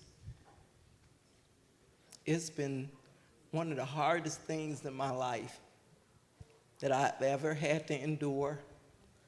I think besides watching my mother die, it has been horrific. When Dennis and D'Amico left, they were 22 and 24. Dennis had started college. D'Amico had started a job of setting up his own cleaning business. I was so excited. I raised them in the church. I always told them, just trust in God. Were they perfect kids? Nobody kids is perfect, but they were way far from murdering anybody. And you know, people say, well, all mothers say that. Well, let me tell you something about this mother. My kids wasn't left alone. I raised them kids. If you called my house, I can tell you where mine was at. I can tell you anything about where they've been, who they affiliated with, because see, I chose their friends because God told me to do it. If you want your kids to be somebody, then you better teach them. I was at the schools. Every time you turn around, principal teachers knew Miss Vesey because she come through the door. No, you don't get, my kids didn't get to disrespect you. I don't care what color you was and who you were. They were to respect everybody they ran into. So I'm thinking, you know, kids going out here, all of a sudden, a murder happened. Next door to my sister stayed there. My kids would periodically go to visit her every now and then, you know, maybe once every 2 weeks. When the murder happened, my sister called. I said, what? She said, girl, some people next door to me were just murdered. She said it was 2 grown adults and their baby. I said, oh my God. So she in turn called D'Amico. He lived in Detroit. She told him. And I was like, oh my God. Next thing you know, they was looking for a light-skinned African-American boy who had braids in his hair. Somebody threw Dennis' name out there. They said, I think it was Dennis because he light-skinned and he had braids. The next day, we was talking about my son that was going to college looking forward to, he had worked for Willow Run School District taking care of disabled kids. He loved kids that was disabled because he knew that they needed somebody. And they said, Dennis. The next day, Dennis' friend called and said, man, say they looking for you. He laughed because he said, they're not looking for me. You play too much. Mm-hmm. They went to his home where he stayed with his girlfriend. They asked her if they can search the house. They searched the house. They said that your car, his truck Yukon had been used in a murder. He said, a murder? Took his car away from him the next day. All on, somebody said his name. Mm-hmm. They tore up his house. They found a gun there. Wasn't used in a crime. It was clean, but they gave him 18 months for a gun they found, not even looking for one, but come from that same crime that had happened. They said they was looking for somebody between the 145 and 150, killed those people. When they arrested Dennis, he was 220 pounds. Mind you, they never mentioned my other son.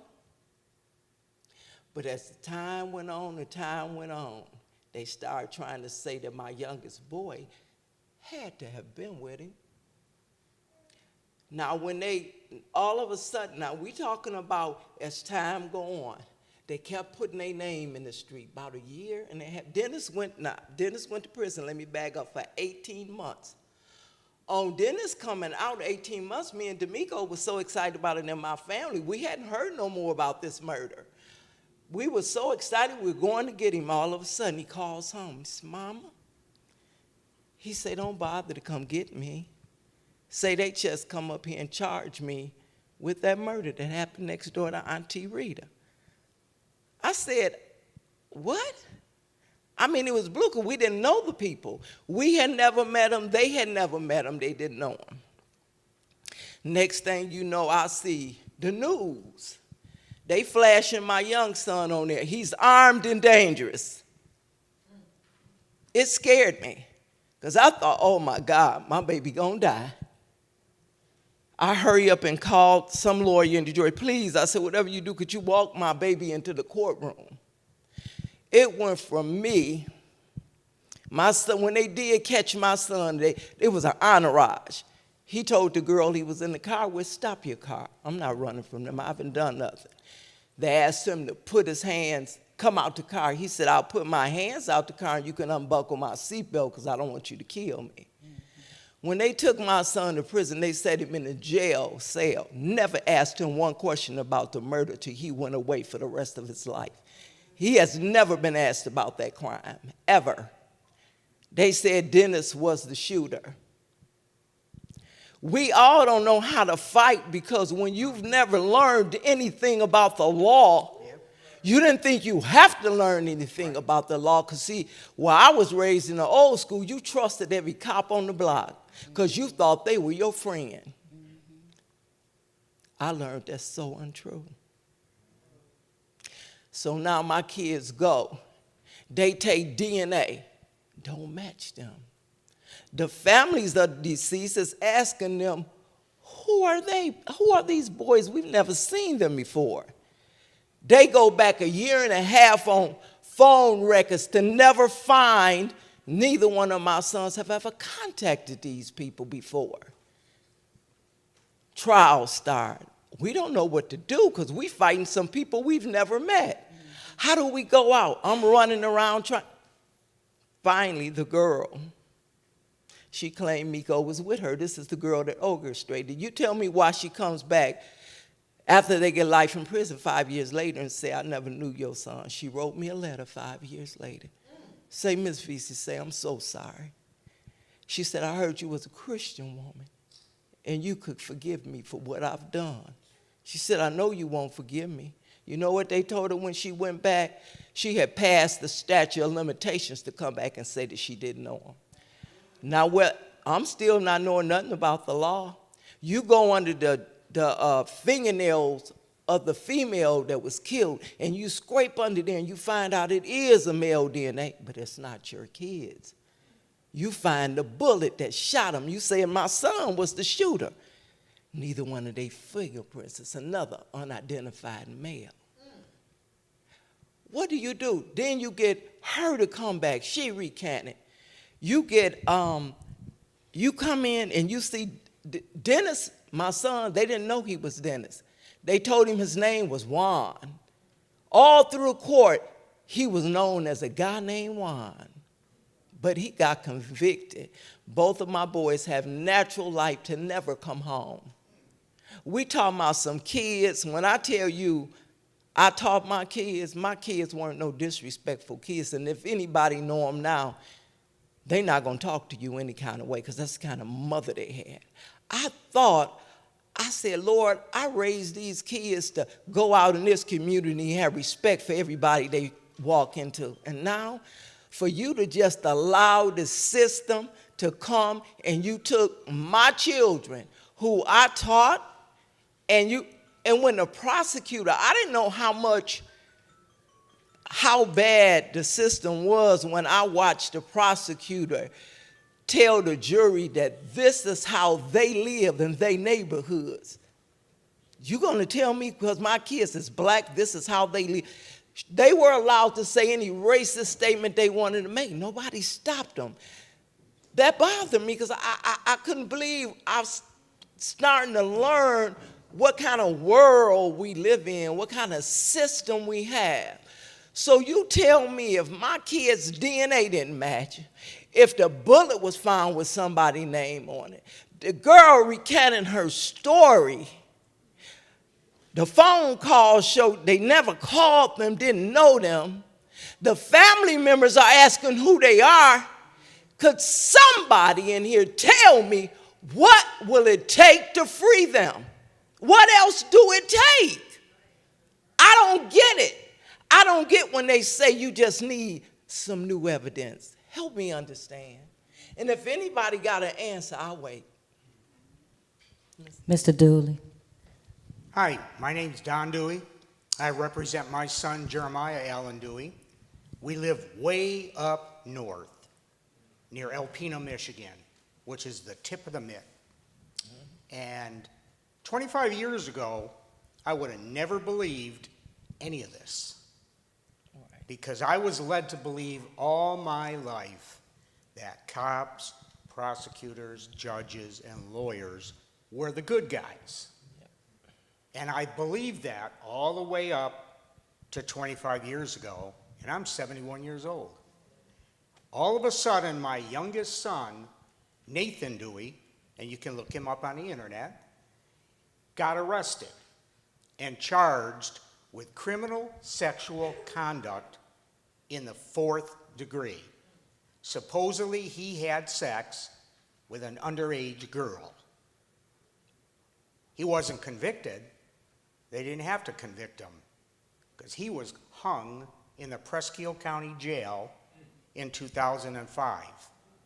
And they gave him back to me as a handicapped individual who can't walk, can't talk, can't feed himself, can't go to the bathroom, can do nothing whatsoever for himself. He has to be taken care of 24 hours a day, 7 days a week.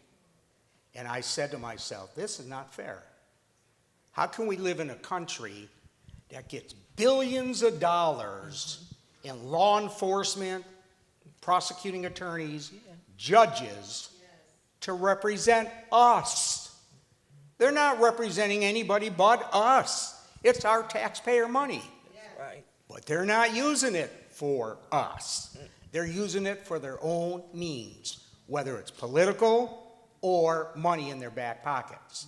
So what did I do? I filed a lawsuit because I figured, what the heck? If they can play this little game and get away with it, then they're going to be held accountable for it. Right. So I filed a U.S. federal lawsuit, and I got a pretty decent attorney.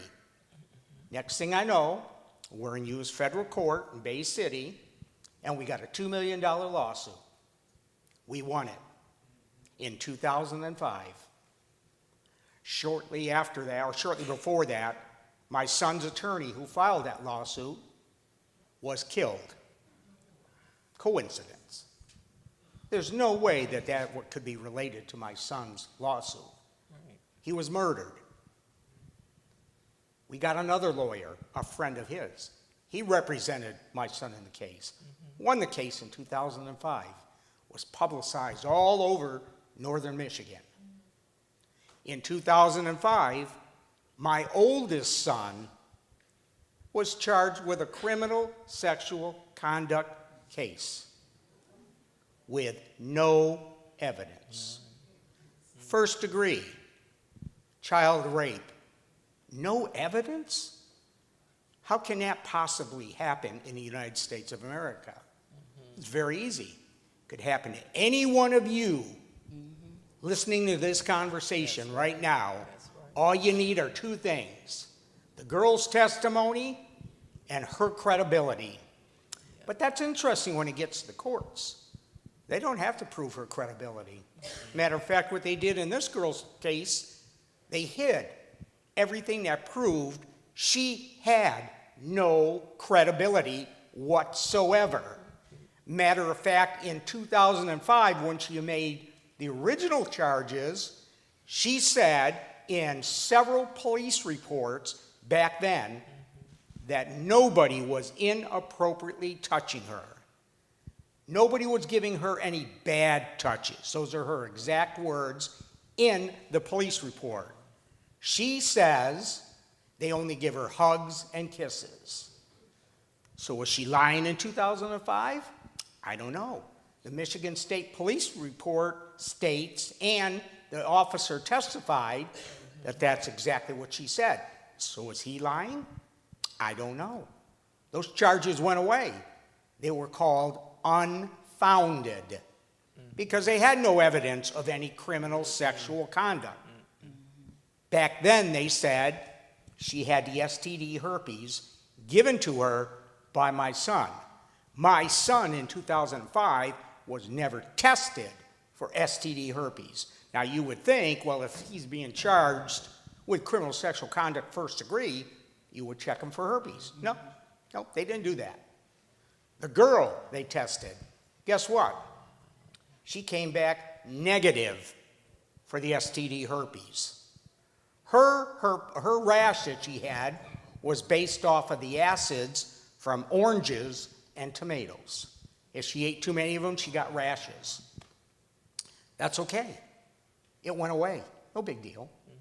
2005. She moves to Washington State and lives there with her aunt. She decides she wants to come back to Michigan. I told my son, don't be a fool. Well, she's my girlfriend's daughter. We want her back in our lives. Blah, blah, blah, blah, blah, blah, blah. I said, don't risk it. You have 2 other children. One of them sitting right there, my grandson Joshua. And the other one is my granddaughter Chloe. They got it all taken away. Wow. Joshua, they claimed, was a violent individual, a harm to himself and a harm to others. So they sent him to a detention facility called Eagle Village and incarcerated him. Not because it was protection for Joshua, but they wanted to get him out of our lives so he couldn't testify against his sister and say what she's really doing. So Brittany said in 2013 that my son sexually molested her with his finger. That's all it took, her word. My son got arrested, and guess what happened then? They decided to bring in 4 charges from the closed Michigan State Police investigation that clearly states on it that the charges were unfounded. They brought 4 charges from that, plus the one from 2013, and just for the kicker, they added 2 more charges involving my granddaughter, Chloe, because he applied medicine on her for a rash she developed. So next thing we know, he's being charged with all this, and he's going to court on it. He gets a retained attorney. The retained attorney was court appointed by the very prejudiced Presque County Court. You got a judge up there sitting on the bench who everybody in the community knows is snorting cocaine and smoking marijuana. That's okay, because he's a judge. They can do that. They can handle the drugs. We can't because we're not educated enough. It takes a highly educated person to be able to overcome the influence of drugs. Now here's the next good part. The prosecuting attorney is being investigated by the Michigan State Attorney General's office for drugs. Oxycontin and Percocet. He's crushing them up and snorting them up his nose. Again, another educated man, and he can handle the abuse of drugs because he's got all that education behind him. My son does not get a fair trial. Matter of fact, they hold out the 2005 Michigan State Police report from his trial. They hold out the medical records from 2005 that says Brittany did not have herpes in 2005. Then they held out the 2013 Presque County Sheriff's Department report that clearly says in there that Brittany hated my son. He should have never been involved in their lives, and that he took her place in her mother's life. Those are her words written in her police statement. That was withheld from the trial. There's reason right there enough for her to lie against my son. There was all kinds of evidence to prove her lack of credibility in this case. Facebook postings, letters to the school kids at Rogers City High School, all withheld from the trial. And you're thinking, well, 2013? That can't happen. We have the United States Constitution that gives somebody certain rights. We have the Michigan State Constitution that parallels the U.S. Constitution. Gives people certain rights. Like, for example, you have the right to confront your accuser. He had limited rights to confront his accuser. because they had to protect her from all her lies and her discredit. But that's okay. That's what goes on in Michigan. Right. I've learned how corrupt the system is. Right. But one last thing. What sentence did my son get? 22 to 40 years in prison for a crime committed by no one. No evidence that a crime was committed by anyone. And you talk about appeals, those are the biggest joke I've ever seen in my life. You can't get an appeal. Matter of fact, I've heard many, many judges and lawyers, after they've retired, they've written books that say an American citizen cannot get a fair trial in this country for criminal sexual conduct charges. It's like the witch hunts of 1800s. That's all this is. Right. Now you talk about what we need to do to change. I'll tell you what we need. First of all, we need a list of lawyers that are not going to steal our money and do absolutely nothing for our people. We spent over $100,000. We're not rich. Can any of you write a check for $100,000? My wife put 30 years in and then retired and invested in her retirement.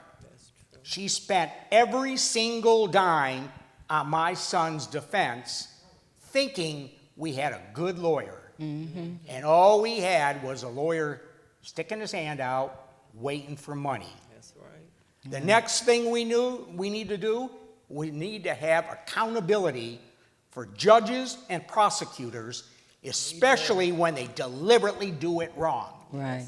That's what happened in Jeremiah's case. Yes. They wanted that lawsuit money for my son Nathan, and they thought they were going to get it through Jeremiah. Mm-hmm. And I held firm on that and said, no way. But that's what we need to do. We need to really stick together. I mean, I'm really ashamed when I look around here and I see how few people there are. Right. Yes. We don't care about our loved ones. There's more than us. Right. There's a lot. They say there's 40% people in prison that are innocent, if not more. Where are they? They're not here. We should actually be ashamed of that, not representing our loved ones. I'm not saying you guys or me and my family. I'm saying the people that are not here supporting their families. That's Right. it. Yes, and so we have to understand that these stories, even the exonerees and the families, can happen to anyone That at part. any time. Nobody is exempt. Nobody. So we have to do more to get these stories out, to educate our families and communities. And also, I agree with Mr. Dooley about accountability. Oh, yes. That is necessary, because without accountability, these things continue to happen. When the young men were talking about their crimes 20, 30 years ago, but we're talking about they're still happening today. So we do need to be holding these officials accountable, but also holding ourselves accountable. We have to study. We have to know who we're putting in office. We have to look at these judges and really, some of us don't even vote for the judge, or we don't. We have to find out these people who are running for judges. We need to know who they are. Yes. Because they're affecting our lives. It's like people, it's just like, just like all of us have been fighting. And I know that everybody that has their own fight going on, people read, but I just don't understand why people don't think that there's no need to fight. I mean, in your own community, when something is going on, you just you cannot get people to come out unless it's their own. But what you don't get, one day it will. If it's not your child, it'll be your grandchild. If it's not your grandchild, it'll be their child. We don't stand up but give a party. Exactly. Not to mention a concert. Right. Everybody come, and you be like, they have money. Mm-hmm. I mean, because it took everything I had. I sold everything in my house when my kids left. Sold the cars they drove. You know what I slept on?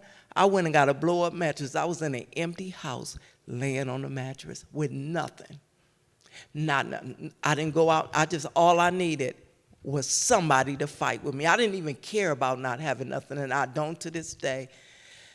And that's why I always say Trisha Duckworth. When she came, I know for a fact she was God sent. Nobody will never be able to tell me that, because I'm telling you, I was worn to the ground.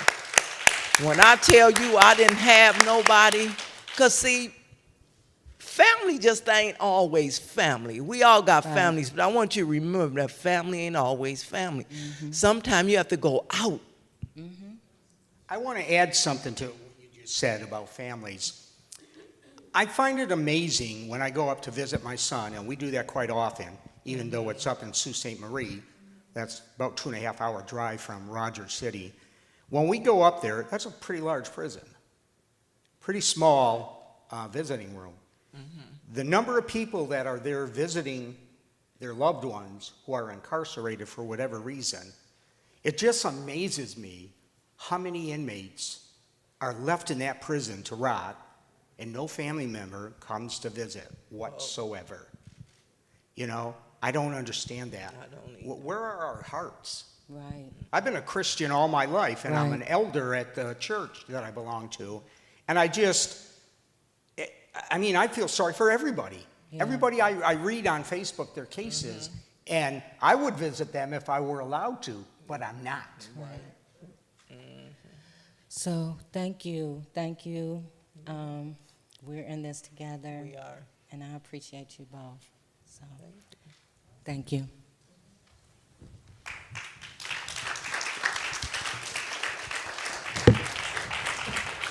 Thank you so much. Yes, let's give them another round of applause. So grateful.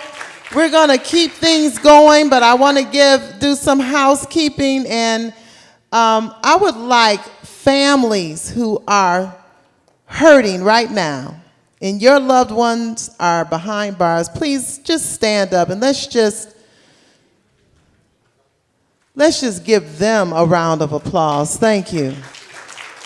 You know, we need to really see who's affected, how many homes are affected. We appreciate you and thank you for coming out, and we stand with you. And I just want to make a couple of things is that you guys can be seated. Thank you so much. I just want to let everybody know the restrooms are down the hall on the left. We're going to continue, and I'm going to let Trisha. Oh, okay. I'm going to. Did you want to say something? Okay. Yeah. So we're not going to formally break, but feel free to break. Okay. Yeah. There's food and snacks down the hall there, and down the hall on the left are the restrooms. Okay. But feel free if you need to get up, stretch, and move about. We're going to keep going for time's sake. And I am so excited about this next discussion because we get to talk about a sheriff's commitment to breaking the chain of wrongful arrests that lead to wrongful convictions. And this person has stood on her platform. We have been behind her since she said she was going to run. The day I heard her speak, I was just overwhelmed with joy that I could know, see, and feel that change was getting ready to happen up in Washtenaw County. So I present to you our new sheriff. The new sheriff is in town. Sheriff-elect Alicia Dyer.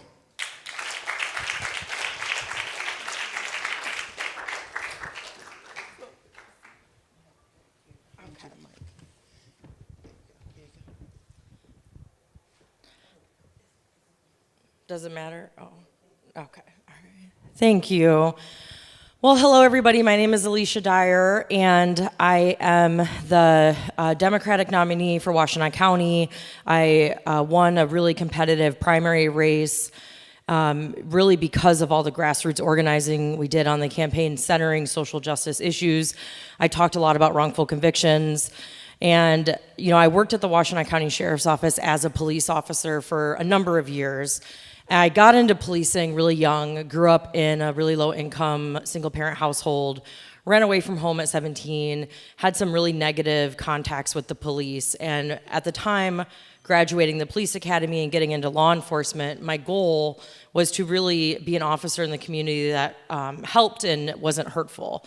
And over time, while I was working as a law enforcement officer, I really started seeing all of these problems in our legal system. It really opened my eyes to just, you know, so much injustice, down to the very fibers and foundation of how our legal system was created, to how leadership and law enforcement agencies operates, which I'm gonna highlight more today. And in doing that work policing, I was working really closely with young people that were impacted by gun violence, and seeing the ways that the courts operated and just the dehumanizing process took a toll. I decided to leave. I went back to school. I got a social work and policy degree, and then I got into community organizing. I started organizing with Moses in Detroit, and that's when I started getting involved in a lot of legal reform work, wrongful conviction advocacy, a host of things related to the problems in our legal system. And, you know, after running the campaign for sheriff, winning, I'm unopposed in the November election, so I will be the next sheriff of Washtenaw County starting January 1st. So that's exciting. And what I'm really excited about is actually being able to do the work and fulfill the campaign promises that I ran on in allyship with so many people in the community that have been harmed by our legal system in Washtenaw County and then even broader. And when it comes to wrongful convictions, one thing that I'm going to be doing when I take office is stopping the Reid interrogation technique. And so this is a really important thing to focus on, because what I say is we have all this law enforcement training, and people will call for training for police reform all the time, but at times the training is actually the problem. And so there are police trainings and tactics that are taught that were from like the 1950s, pre-civil rights era, rooted in racism and just horrible tactics. And what I say, if it was created by old white men in the 1940s, like, it should be a red flag, right? You should look deeper and see what the training is actually about, because we know that back then it was even worse. It's still problematic today, and it was even worse back then.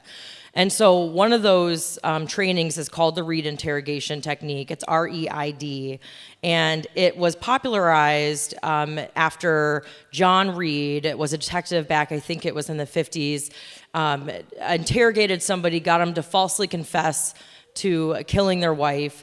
And then John Reid went on to make millions, start this company. This tactic of interrogation was so good. And later it was found out the person was innocent and they were exonerated. So the very foundations of this training is flawed. Well, many police departments pay money. This is optional. This is not something that they have to do. This is something the police leadership chooses to do. They pay money to send officers to this training. And one, it's a waste of taxpayer dollars. B, it's not based on any science. And C, it can cause wrongful convictions. And so something I'm gonna do is stop this spending, because we in Washtenaw County have spent thousands of dollars sending officers to this training that now when I come in as sheriff, I have to rewire, because the training is horrible. It says things like, if someone doesn't make eye contact with you, maybe press them more. Or if you're crossing your arms, that could be a sign of, untruthfulness. And it doesn't take into account people's bias. It doesn't take into account fear of the police, trauma, a whole host of other things. And so I really think it's important to end the bad interrogation tactics. And even if not every officer is trained on the technique, what happens in law enforcement, because we're so militaristic, is the officers that are trained end up being training officers, and they teach new people, and they're not even teaching them exactly book by book on what the training was. They're teaching them their spin that they've put on it as they've done their duties as an officer. And so you get a situation where you have these officers on the streets that are thinking that the way they're talking to people and asking questions and trying to get evidence is useful, when at times it's caused false confessions. And I think that the conviction integrity units and all the advocacy at the courts is so desperately needed. But what we really also have to focus on is the fact that the police are at times creating the investigations that cause this to happen in the first place. And so something I'll be really big about is making sure that we're not using those harmful interrogation tactics, making sure that we are being responsible and ethical with how we're collecting evidence, and also paying attention to cases and taking it seriously when there's wrongdoing. Because back in the day, when I started law enforcement, it was in 2012 when I was on road patrol, and I would hear retired officers talk about how they know the officers were planting stuff on people, right? So you have that component too. And when we see the injustice in our legal system, we see I always say police are just like everybody else. There's police that lie, there's police that steal, there's police that smell bad, so this idea that police are all going to be ethical and operate with the utmost integrity, we wish that were true, but it's just not the reality. And so you have to make sure that you're holding police departments accountable. And what I look at my role as sheriff is making sure that we're reducing harm in our legal system, and we're being responsible with where we're spending our dollars, so we're actually improving public safety and not harming the community. And as sheriff, I get to implement policies, and those policies can change things. And it's really interesting that the Reed interrogation one was a really interesting one, because when I started talking about it in the campaign trail, and this is where the politics is a problem sometimes, people said, oh, well, don't talk about that because people don't know what it is, and use broad topics. And I'm like, no, people need to know what this is, because it's really bad. But also, there were some folks that were like, well, you can't really do anything about that, though. It's not really, you can't change the training. And so this is a really important part. Police chiefs and sheriffs choose this training. And so that is a really important thing when you're looking at police departments, looking at the training hours, what trainings the departments are using, and understanding that this is absolutely a leadership choice. And what that means is getting responsible and ethical police chiefs and sheriffs is extremely critical, just like with prosecutors. And it's my goal to prevent wrongful convictions, number one. We don't want to put anyone in jail or prison for something they didn't do, but then also make sure that we're doing repair and reconciliation and looking at where we did something wrong, admitting it, and then creating a plan alongside the community to actually fix it. And how much time do I have? Because I'll go on and on. The other thing with wrongful convictions that I think is really important that I've seen and just working in the space is we need more police chiefs, sheriffs, we need more people in the legal system to fight and advocate to fix. There's all these delays at the court. There's all these barriers in place to actually get people out when they are innocent. And then also, I look at it like it's, what I tell some of the officers I've talked to about this work is, imagine you got kidnapped from your house and put in jail, and then you ended up going to prison, and then you were told you weren't getting out, and you did not do anything. And that, we would look at that as criminal. We would say the system, in that case, that was a criminal act to take somebody, put them in a cell from their home when they're innocent. And so it's my opinion that when we're advocating in this space from a law enforcement standpoint, we need to, it's our problem too, especially when we know police have caused these problems. And we should be fighting to make sure that more people are exonerated, but also that we're putting real funding into repairing and reconciliating the harm. Because that is the key thing too. You have so much trauma. I mean, you talk about victims' rights compensation.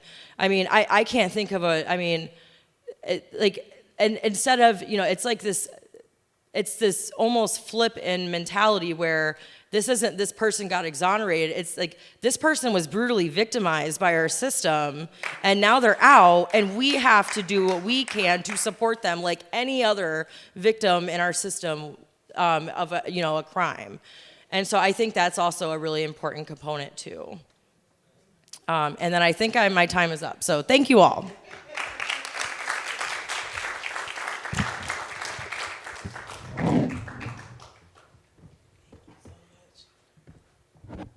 All righty, thank you so much, Sheriff-elect. I love saying that, Alicia Dyer. All right, I asked Reverend Tia if I could introduce this next panel because it's one that is definitely near and dear to my heart. How many heard the story of Shatina and Daniel Gradiel? Yeah. It was an atrocity that took place in Washtenaw County. It was a wrongful arrest that could have turned into a wrongful conviction. So we're going to hear from this family. So we have as our moderator, Alexandria Hughes. We have Shatina and Daniel Gradiel. And we have their attorneys, Attorney Bill Amadeo and Attorney Trovius Starr. Let's receive them at this time.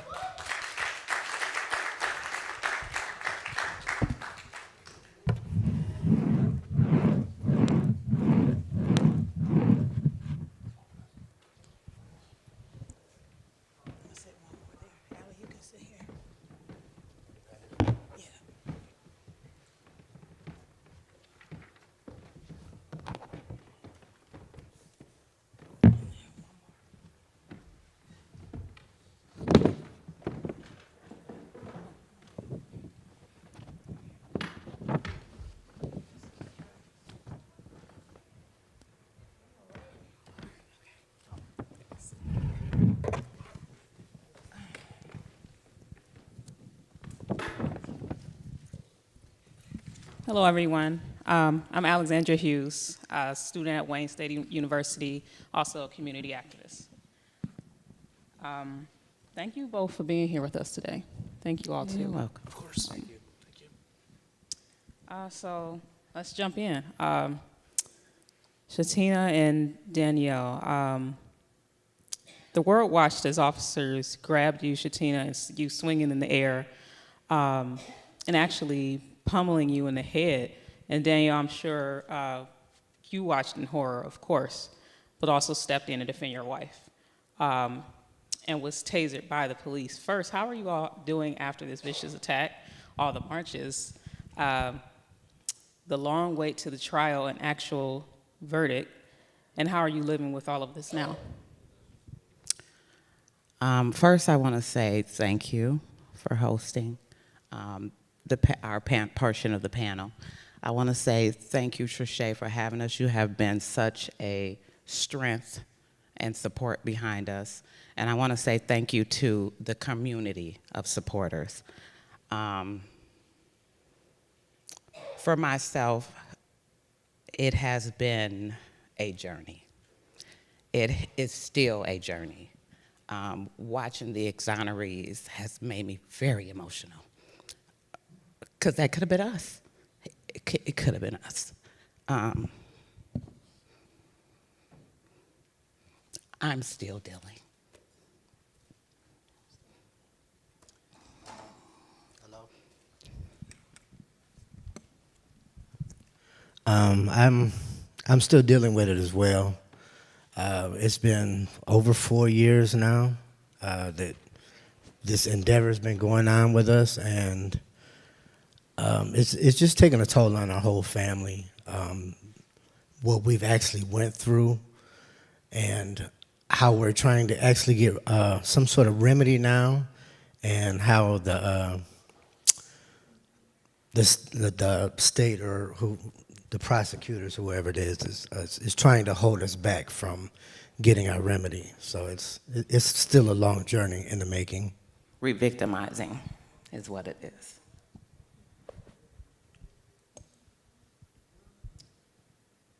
When you guys were going through that, when that happened to you, what were you all thinking?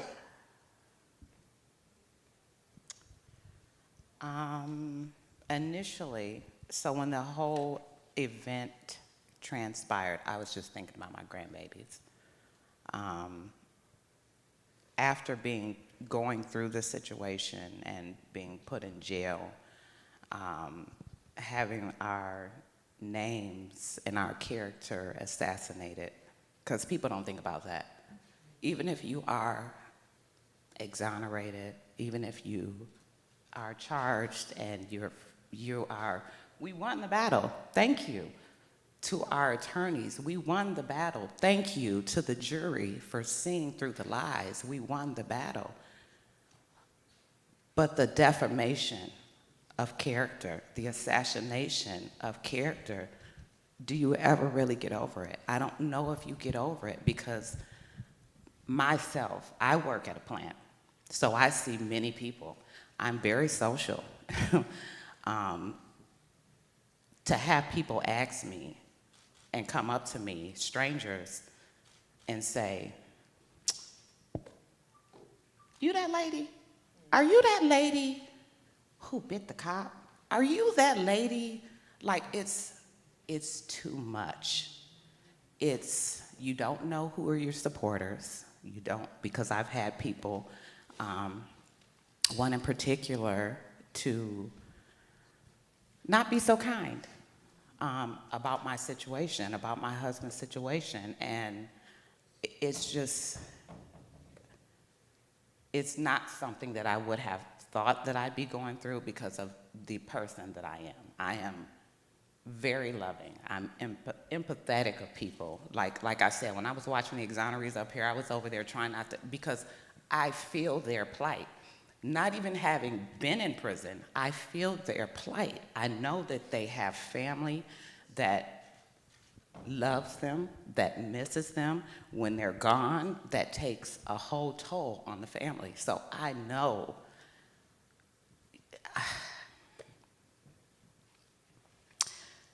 it's been something different. That's all I'm gonna say. And although I've gone through this, although it's been hard, and I've had people say, "Would you do it differently?" The fight? You mean would I do the fight differently? No. And I wouldn't, because if I didn't stand up and fight, who knows what could have happened? Who knows what could have happened to my grandchildren? If I didn't stand up and fight, who knows what could have happened to me? I would never do it differently. I don't see a different way to do it differently. I'm gonna fight till I die. And it's not even that I'm fighting because I called Trisha. I just have to say this one thing before I pass it over. I called Trisha a couple days ago, and I just couldn't get it out of my mind. Because I know that the system likes to bring up what you have done in the past. I've done something in the past. I've been punished. It's done. What the system likes to do is bring up your past to assassinate your character, okay? And so what I called Trisha, and I'm like, dang, I need her to pick up, because I got a word. I feel like I got a word. God has given me a word. I may have committed a crime. I didn't commit that crime. And that's what's being lost. That's why we're getting people to go to jail. And they didn't do it because, as the brother said, and I made a lot of notes when they was up here, he said they checked his Facebook and they saw he had a gun. And then he got convicted. It needs to stop. Just want to pause for those that may not know. The Grady L family were actually assaulted by the Washtenaw County Sheriff's officers. The officers surrounded her daughter's home and had guns, machine guns pointed at the home where her grandchildren were. She walked up to the gate, and we were going to show this, but we don't want to re-traumatize his family. So she walked up to the gate to snap a shot, just make sure the officers were doing their job, and then the officers assaulted this family, and then turned around and charged them. So that is the context behind this panel. Yes. So fast and forward to the trial. I can't imagine what it was like to go through the trial. And, that shouldn't even have made it to trial. That shouldn't even have happened. But what was it like to see the officers lying on the stand as they testified? And what was it like for you both to see your attorneys expose the truth? Well, I would say that it was great to see these two gentlemen in action, exposing their lives. Unfortunately, they're encouraged to lie, and they're rewarded for lying. So this is how wrongful convictions happen. All it takes is them to say something, and then the jury to believe it, and boom, you're gone.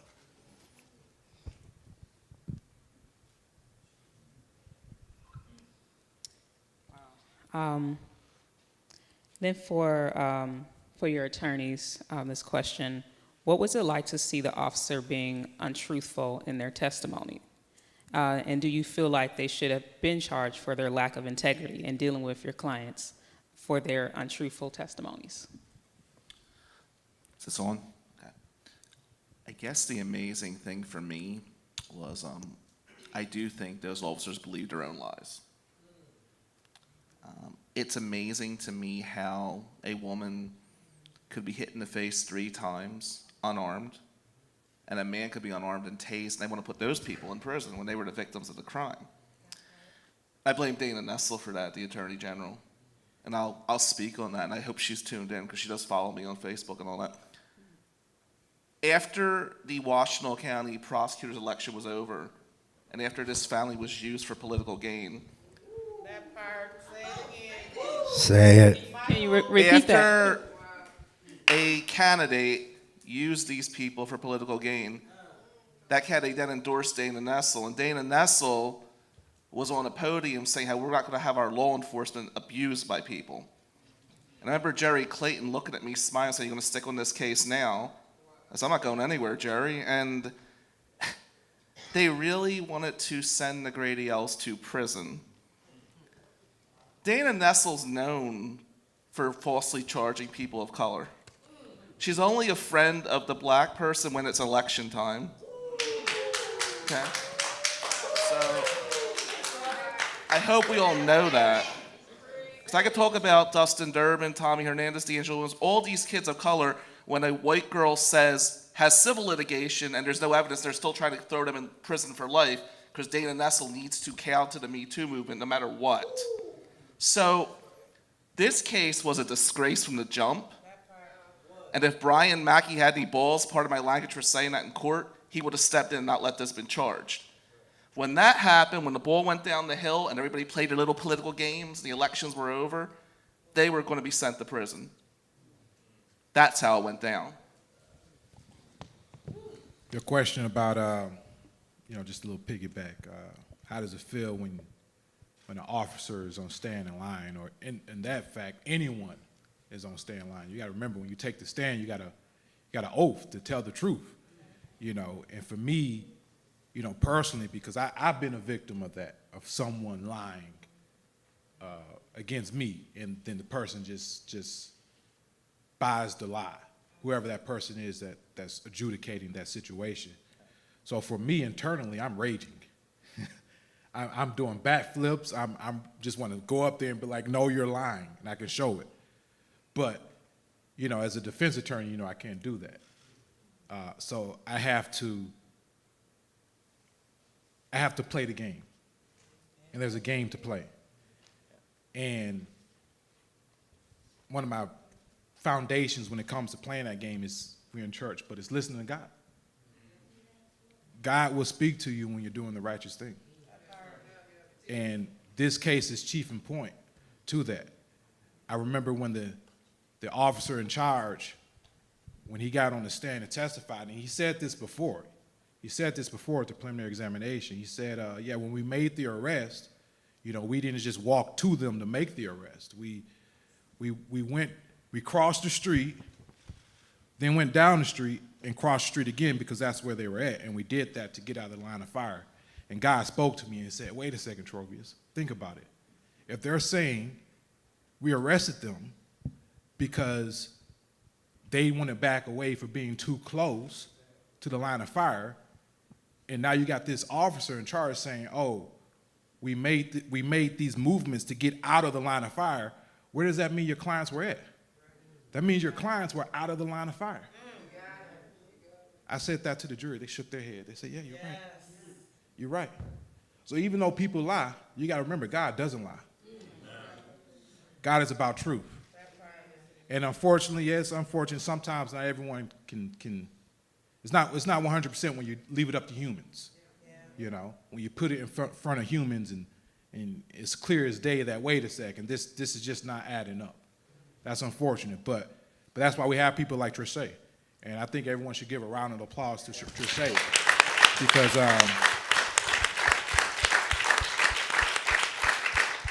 this situation came about, you know, it happened like a couple weeks after George Floyd. And a lot of people were out for that. If this was right now during George Floyd, the church would be packed. But the point I'm making is that a lot of people stopped. She didn't. She kept going. All right? She kept going. Thank you. You know, I'm grateful for that. There's people out there that are fighting a good fight, but God doesn't lie. Now, just want to add one thing here, and I know Trishay and I love Trishay. We've had our ups and downs, but I think she was a bigger part of their exoneration than we were.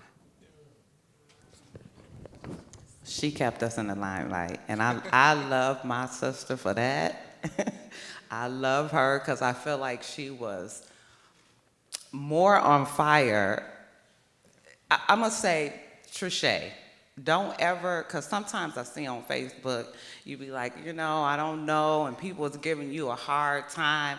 Don't ever rethink the fight that God gave you, because every path, and even with what we are going through, we have told ourselves we went through this for a reason. We have gone through this to find our true purpose in life. This is your purpose. This is your calling.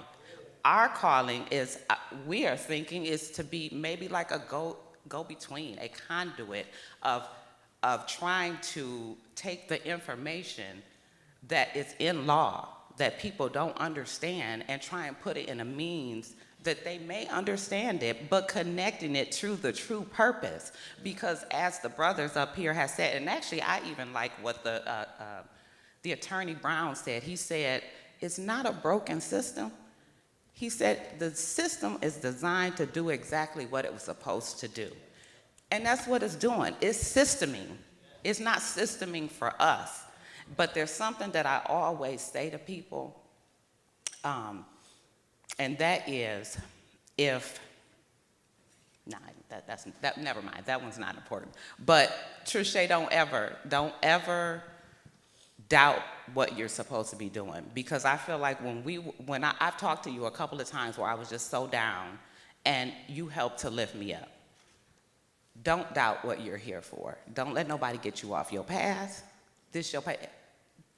Everybody has a path that they have to travel. Sometimes we get off of it and we follow that fork in the road, but God has allowed us to get back on that path even when we get far off of it. So I love you.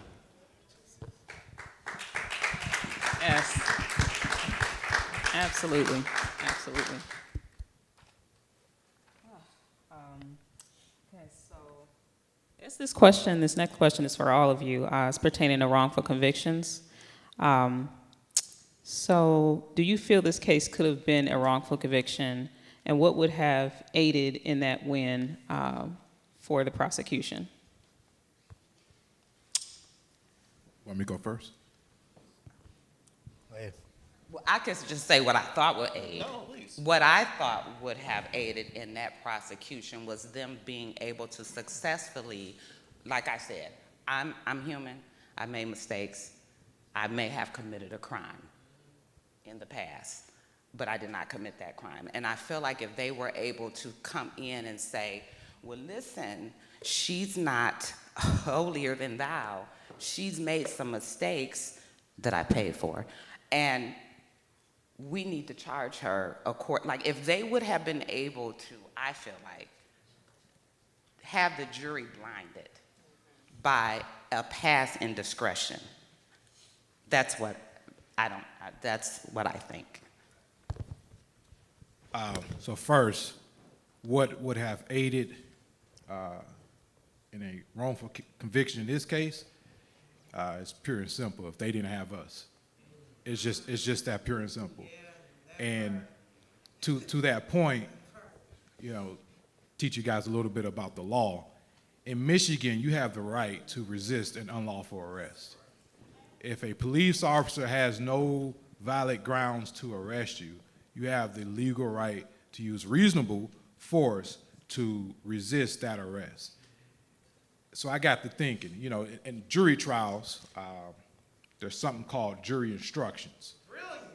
And with jury instructions, it's the judge reads them to the jury. It's just simply that. It's instructions to the jury. And part of those instructions include the elements of the crime, right? The elements of the crime. The judge will read the elements of the crime. And I thought to myself, man, this jury, they got to hear that, hey, man, you have a legal right to resist an unlawful arrest. Again, this is just God speaking. Shatina was charged with three charges? Three.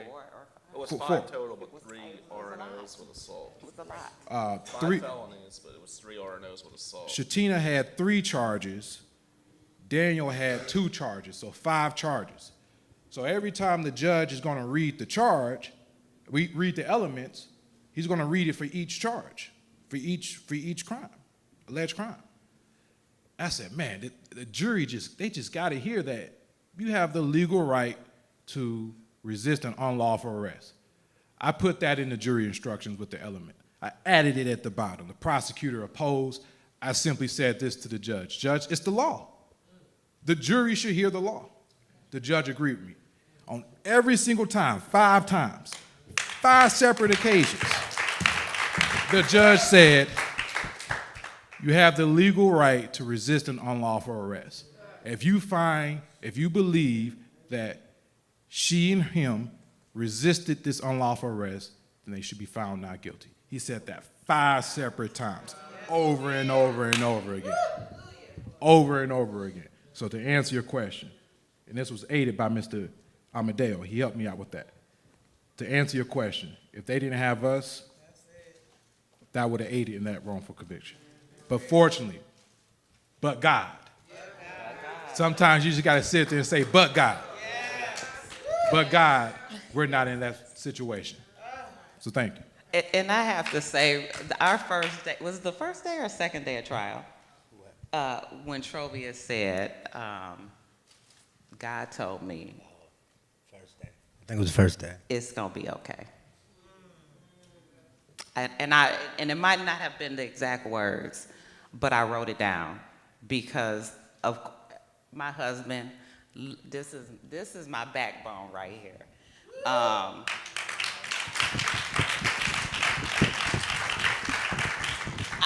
As women, we're emotional. So my emotions would be going up and down. One day I'd be like, no, forget that, because they was wrong. And then the next day I'm like, I don't even know, because this is my backbone. So I will definitely say that when we went in, he was like, babe, we got this. Trovius and Bill, he said, Bill, he called Bill Pitt. He said, he Pit Bull. He gonna go in there and get him. And I'm like, oh no, because like, what if they don't let them say this? Because you gotta act according in court. And what if this happened? Like, I had all the what ifs. What if this happened? What if this happened? Like, I know that I am a needed part of my family. I am an integral part of my family. And all I could think about was, if they convict us, what's gonna happen to the family? they rely on my knowledge, they rely on my job, they rely on me. What would have happened? So my husband was like, they got it, and I was like, today I don't know, but yesterday I had it, but today I don't know. So I think it's important to note one thing, because my concern was who was going to be on that jury. And I said to myself in prepping for this, please give me 2 people of color on the jury to have experiences. And I'm going to say there was nothing but white people on that jury. And it was a 12-person white jury that said they were not guilty. Indeed.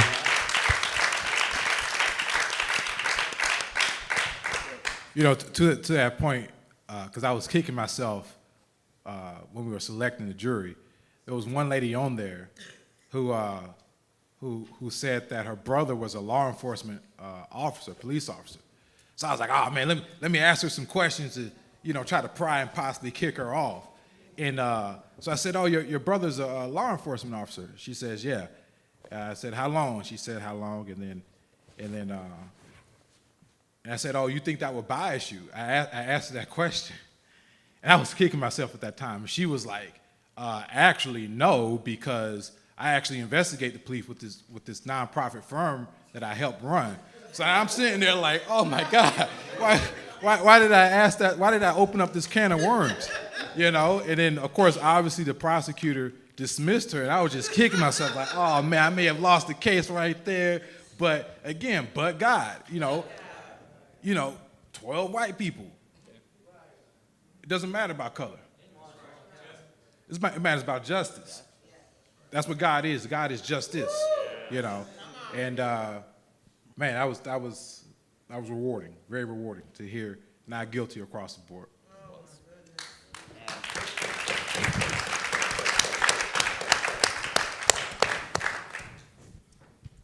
Shatina, when you were talking about your family and being torn away from them potentially, it started making me think about how the system works, how it's worked since its origin, tearing apart Black families, and how that trauma has continued today, and how we're fighting against it.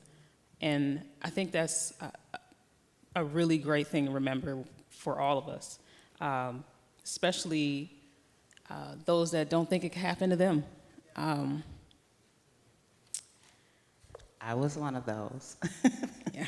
I'm thinking I'm an A student. I want to do the right things. I'm an empath. I take care of people.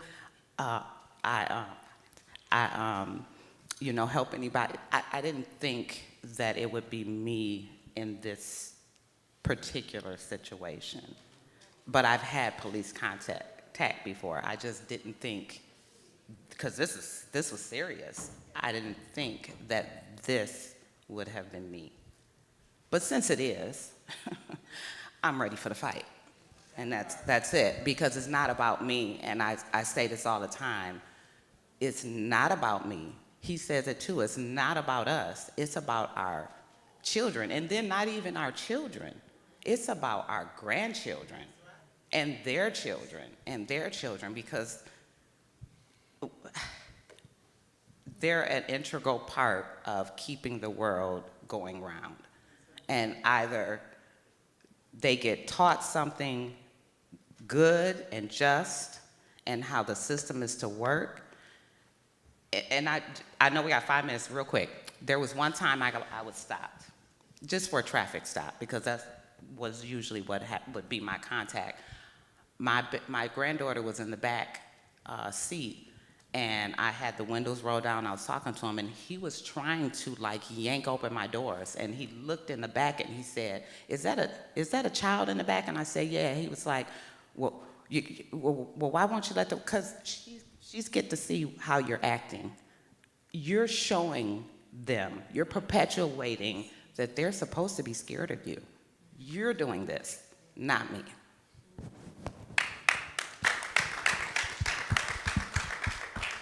And just one last question. What would you say to those who are stuck in the hard fight of battling an unjust system? the injustice system. Stay in it. Yeah, I would say never give up and don't take a plea deal. They want you to plead to something. If you didn't do nothing wrong, never take the plea deal. Just fight. Yeah, I would concur with that. I think too many innocent people take plea deals because of the risk involved. Sometimes it's better to roll the dice at trial, preserve your appellate rights, and just fight to the end. But I see too many people. I was always taught this from a mentor of mine, Scott Crable, who goes, some cases are about guilt and innocence, and some cases are about risk assessment. And I think the risk assessment aspect is too profound in the justice system right now. I would say to those people currently dealing with situations where they're innocent and are being charged, and also to the people who have been charged and convicted who are innocent, I would say your story matters. Unfortunately, when you're fighting that battle, you're just one person, but there's strength in numbers.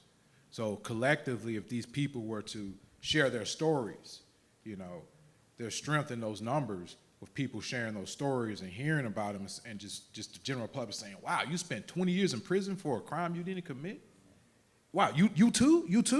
Like it builds up, It builds up, and then that's how we get some changes here. That's how we get some different things happening where we can probably start to slow down those wrongful conviction rates, where we can possibly have a sheriff or a prosecutor, think twice, say, you know what, it's not there. Let's not charge this person with this.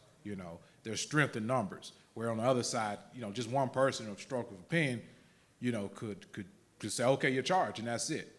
Whereas with us, we got to band together.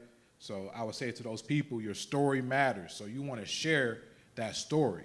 Share that story, and just keep sharing it.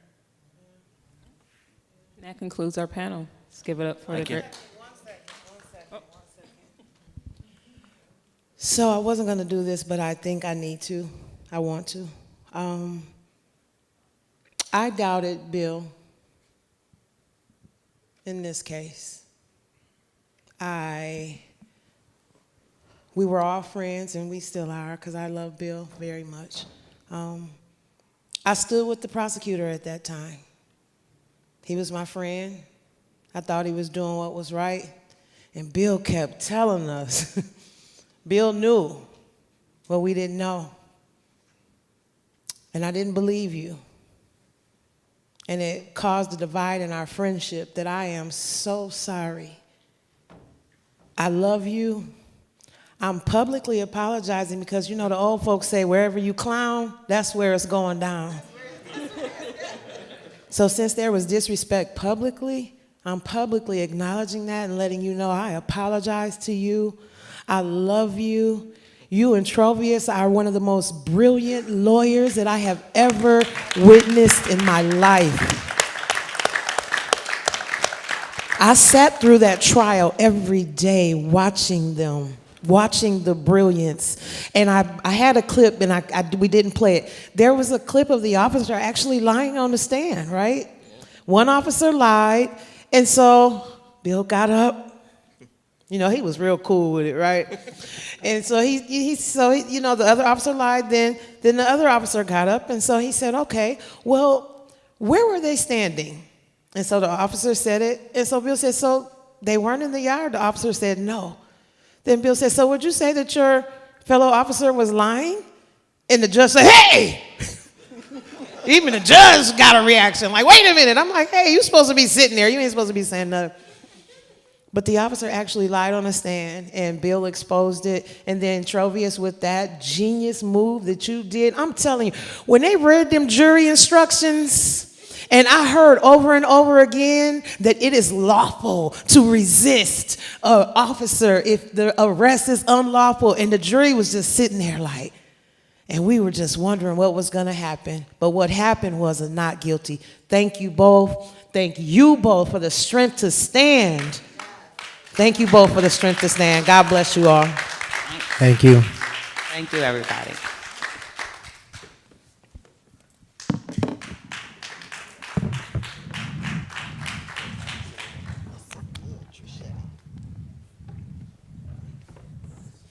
Let's give them another round of applause, another sign of appreciation. And Trisha, boy, I really appreciate you. You know, when it's time to fight, I call her the Barracuda.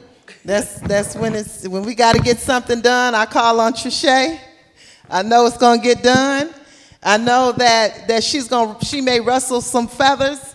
And you know, Jay and I, we know how to just turn away. Yeah, she rustled your feathers, but she's going after truth, and that's what matters. So right now, you know, who always wants to know what's going on the inside, the inside information, right? So right now, we're going to be talking about what justice looks like from an ex-insider's perspective. Somebody from the inside. So we are inviting former DPD Reggie Crawford. Can you come up here, please? Let's give him a hand. I'll let him tell his story.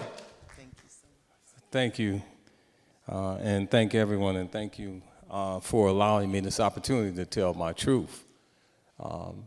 And I just want to say thanks to Jay. Love you. We love you. You know, definitely. Police officer, I'll give you a little background on my history here. Been a police officer, well, probably 48 years, I mean, in different departments. And let me start from the beginning here to say I'm not a police officer, never have been a police officer, didn't call myself a police officer, called myself a peace officer. And the reason I call myself a peace officer, because I came from a community on the east side of Detroit, grew up in the 50s and 60s and 70s. At that time, a community that had, or people had a sense of community. We cared about each other, we took care of each other. So when I came into law enforcement, you know, when they talk about police, nationally, locally, and even in the news, law enforcement, they always talk about policing the black community, or they use that terminology, policing, even the white community. But the more affluent communities and other communities, when they talk about police, they always say protecting and serving. But they use the terminology, yeah, we have to go police this community, policing. So that's why I learned, actually when I became a Detroit police officer in the academy, I kind of pushed back against some of that terminologies. And Sheriff, I know all about your read, what you're talking about, the interrogation, had it, 2 departments. Hired in the Detroit Police Department back in the 70s, 1977, worked there a few years, got laid off for 5 years. 1980 to 85, went to Atlanta PD, worked at Atlanta Police Department, 80 to 85. I got called back here to the city of Detroit. Went back to work for the city of Detroit Police Department, and thus ultimately retired after 30 years of service. Out for about a year, went to the Sheriff's Department, Wayne County Sheriff's Department. During my career in the Detroit Police Department, I worked a number of assignments, undercover for 7 years, headquarters surveillance. My last 7 years in the Detroit Police Department, I worked aviation. I was a helicopter pilot. In that job, flying what we call missions across the city, you know, dealing with crime and backup for a lot of different other agencies and stuff, doing the aerial surveillance and surveilling, following people. Part of that 7 year duties was to fly to the state prisons, moving people back and forth on writs and appeals and that kind of stuff from Detroit to Wayne County. So I had hours and hours. If we didn't fly, we drove, of talking to those who were incarcerated. And I want to say this too, before I get into a little more. Everyone needs to understand, 85% of those incarcerated today will be free one day. Let me say it again. 85% of the people in America that are incarcerated today will be free one day. Where do you think they're coming back to? My community, your community. So that's understood. I'm gonna leave out a lot of stuff here, but I started a black police group, the city of Detroit police officers, and actually Ryan Prison, literally was in my neighborhood. We went inside. These are police officers off duty. We went inside Ryan Prison. We talked to the inmates. You know, we encouraged them. We told them we welcomed them back into the communities. So, and like I said, and that connection too I made during the aviation trips, and also too coming into the Wayne County Sheriff's Department, which is different culture. You know, and I used to tell the inmates and even the officers, the deputies, they didn't kind of understand. I said, you know, for years, you know, I put people in jail. But the people I arrested, it was no question about it. I can tell you that. And I'll tell you about one incident in Atlanta. But I said, wow, I said, all this time I put people in jail, now I get to spend time with them. Because I was there 16 hours a day. But in the jail I worked in, we had 3, jail division 1, 2, and 3. I worked in the largest jail division 1, and I became the linen officer, you know, the guy that changes uniforms and gives them clean linen and stuff like that. So I got to talk to, communicate with over 700 inmates at least once a week. Once a week. So I knew that all of them shouldn't be there. And one thing I used to say at the end of the shift, walking out, well, I worked a double, got off on midnights, or got off in the morning after working 16 hours. I used to look up to the heavens and yell, I shouted, free to jail, free to jail, free to jail. I got citizens looking at me, I got deputies looking at me, okay? Let me digress for a moment and tell you about one, it wasn't a wrongful arrest in Atlanta, arrest that I made that would have been a wrongful conviction. You know, I was working in Atlanta PD, you work by yourself, I worked the midnight shift, and one thing about, like I said, I was a peace officer, so I got to know everybody in the community. Even people who were friends of mine who I had locked up, may have done a year in the jail, they were still, they were out and they would know me, you know, as Officer Crawford. And I mean, so sometimes they want to buy me a drink or something, I didn't do that, but, but the issue is, one night I'm working and there's a homicide. So I go to the homicide, and you kind of handle stuff by yourself, even though you get involved with homicide, but you know, you're the street officer, so you get all your information on it. So I had witnesses say that this person did this homicide. This man did a homicide, and I'll use the name James. James did this homicide, Crawford, he did it. I had people even whisper in my ear, even took statements, you know, some of them were coming forth. So a few days later, fast forward, I went out and found James and locked him up. So a few days after that, I'm on patrol on midnights, and people flagged me down. Hey, Crawford, that guy you locked up a couple of days ago, he didn't do that homicide. Bob did it. I'm just making up the names. I said, what are you talking about? I said, these people said they witnessed this. He says, I don't care what they told you, you know. And then I got another person said the same thing. Bob did the homicide.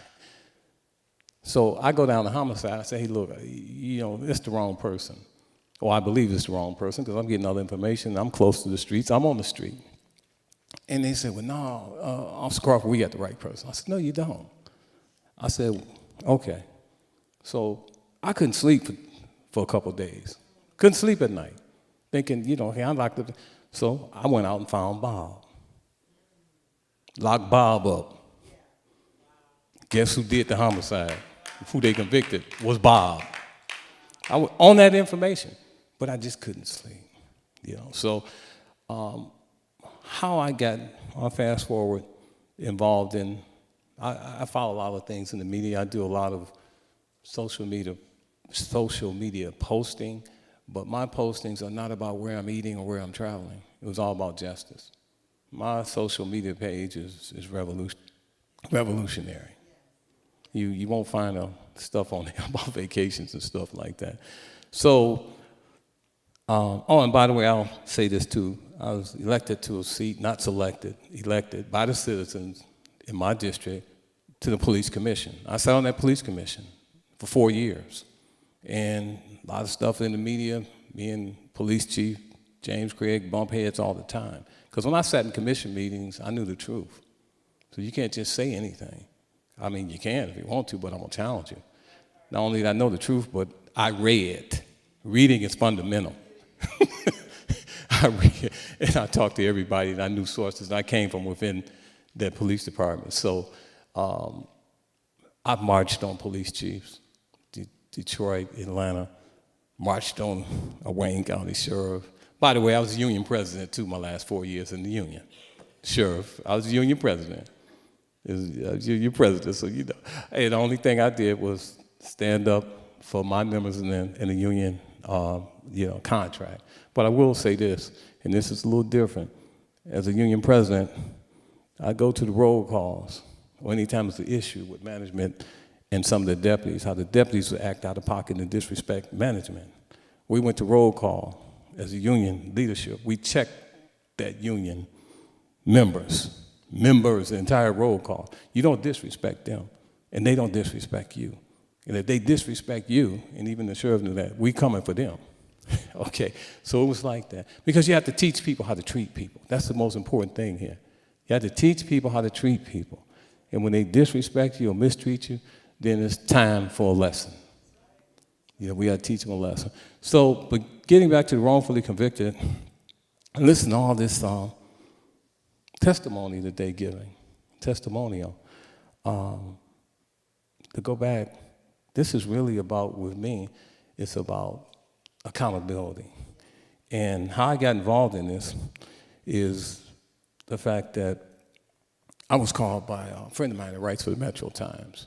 And he had wrote some articles, and I read everything. Like I said, I was keeping up with it. Part 1 and Part 2 are pertaining to Lamar Munson's conviction and also Mark Craighead's wrongful conviction. Not conviction, wrongful conviction. Words are powerful. Got to use the correct language here. And he asked me, well, he says, I'm going to put you in touch with these guys, Reggie, and what can you do to help them? I said, well, yeah, I can. I said, I said, well, let me make some suggestions to them. I said, we got to protest. We got to march. He said, well, what are you talking about? I said, yeah. I said, the issue is you have to, there can never be justice without accountability. You have to hold the individuals that put them there accountable. They engaged in criminality. Last time I checked, perjury, or when you lie under oath, that's a felony. That's a felony. And that was the problem, even with the police officers. And it doesn't matter who it is, police officer, prosecutors, whatever. We can start with that one felony. But there are many others too, misconduct in office, et cetera, et cetera. But go to court and they, instead of testify, they test a lie.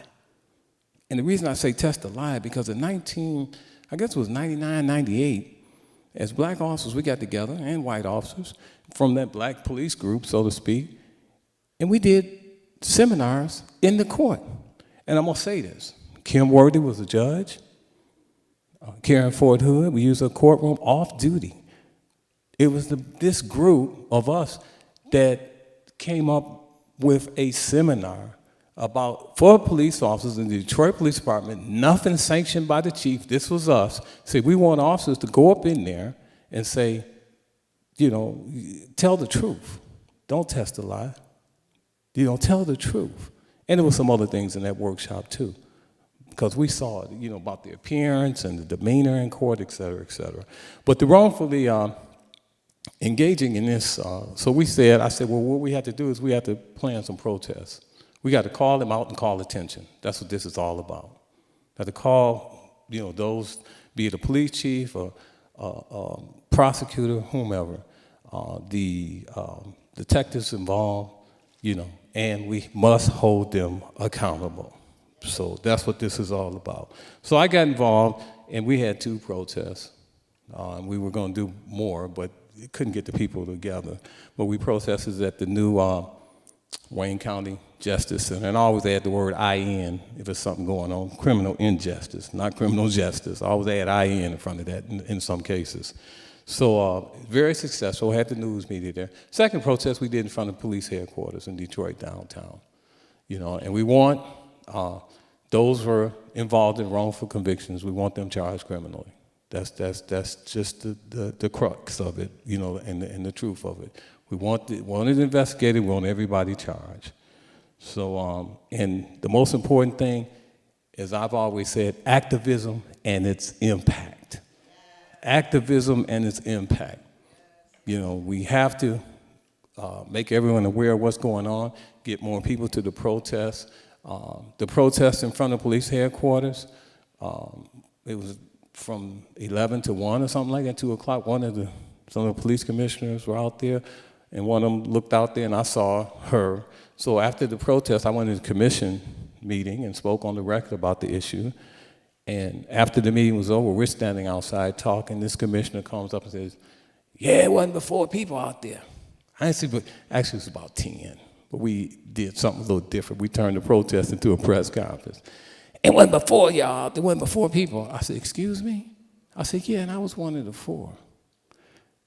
So guess what? 2.5, 3 weeks later, one of those 4, Lamar Munson, who sat up here, he prevailed in his lawsuit, $8.5 million. So I told the other commissioners, I was on the phone this week, I said, go back and tell her one of those 4 people that she claimed was only 4 out there, he just prevailed against the city of Detroit for $8.5 million for his wrongful conviction.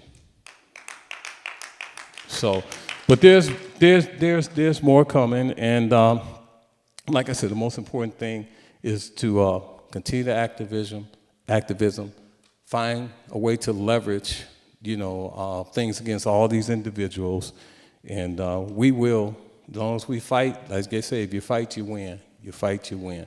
Congratulations, Sheriff, Washtenaw County. Congratulations. Love you. And I know the people in Washtenaw County will too. Thank you.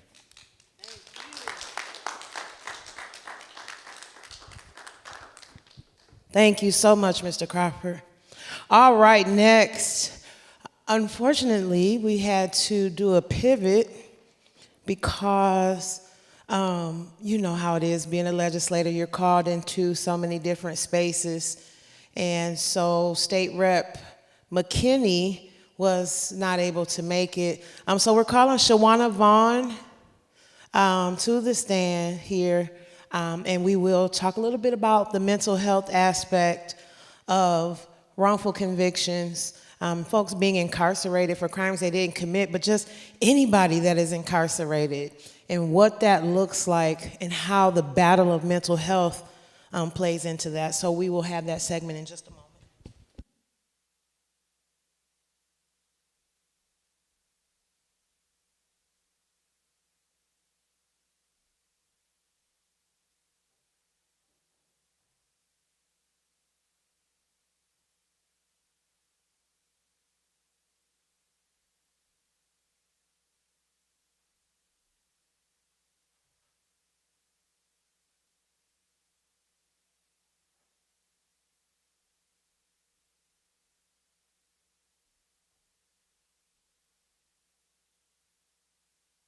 All right, let us please welcome Dr. Shawana Vaughn from Silent Cry.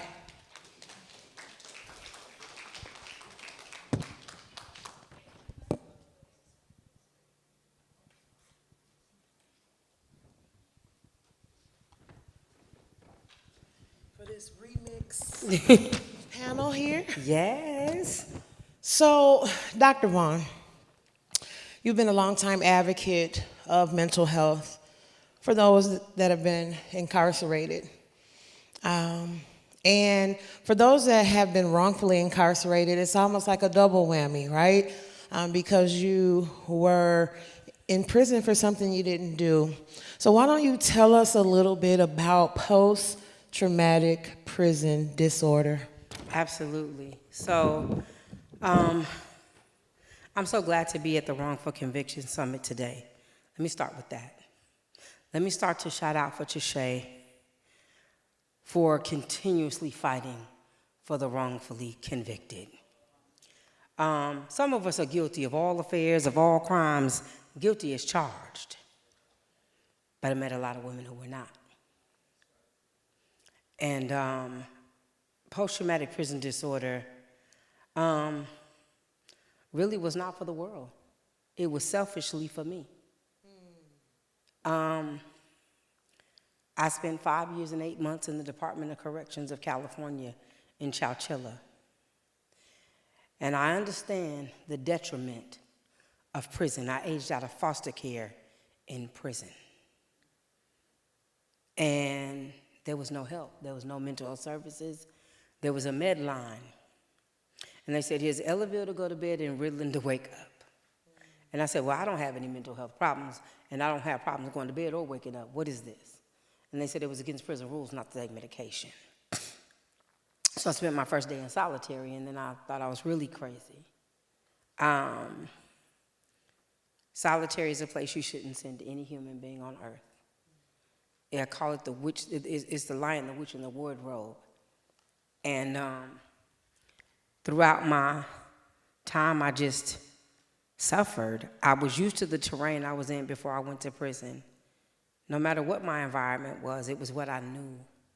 Prison is the most inhumane environment that you can never get used to. And I realized I started to suffer from things like depression, anxiety. I had night terrors. People got stabbed on the yard. Everybody didn't make it home. Nobody talks about the people that just don't make it home. And the impact that that has on the people that are in there with you. I watch young people get raped. I watch young people get pregnant. I watched a lot of things. And nobody tells people what it's like to survive prison and what happens just for them to make it home. But when I got home, I realized, like, I went into depression. And I tried to kill myself. And I said, death has to be better than this. And nobody says that. Nobody says that they just give you $40 and a bus ticket and tell you to be well. How when you never made me well? How when you did everything adverse to my life? The prison motto says rehabilitate. It doesn't do any of the such things in the mission statement. It kills, steals, and destroys, and it dilapidates your mental health. It gives nothing. It takes everything. And so I tried a healing journey. My first therapy visit, she called the police. And when she says I had to go to the bathroom, and she came back, and the police were there, and I was like, what happened? And the police are asking her. And she said, oh my God, if you knew what she told me. I was like, did she call the police? She called the police on my prison experiences and told the people she was scared. So imagine the person telling you the story and you call the police. And that's when I realized, well, maybe I should not be going to white therapists because maybe they just don't understand what I've been through. Because if you haven't been through anything, you shouldn't be a therapist. And I said, how do I heal myself? And I finally found a culturally competent therapist in Brooklyn. And she said, write it, just write. She said, and keep writing. And at the end of it, I said, well, I started writing in prison. She said, read your journals and then write about those. And I realized I wrote down all my trauma. And I realized, like, oh, this is what's going to save me. And then I started asking people about legislation. And I started asking people about, because I didn't know. And I tried to learn politics. And so post-traumatic prison disorder was literally written out of my own pain. And then I realized that 69,999 people had the same problem. Because we've all been to prison. And nobody leaves prison without having post-traumatic prison disorder. And we don't have post-traumatic stress disorder. I don't want to be in that bowl of soup and gumbo from the military. That's not what we have. And we don't get those benefits of having it either. You know, when I think about, and we listen to our brothers talk about the mental health aspect of this, the suffering.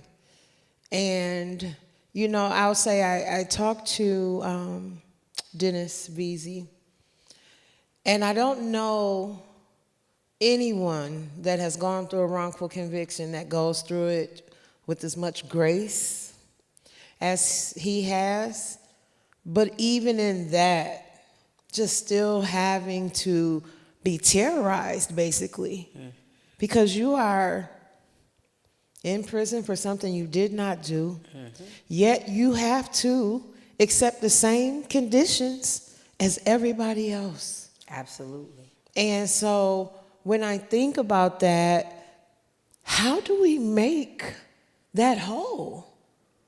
Is that even, a possibility? And I'm sure, it takes work, but what does that look like to be made whole from that experience?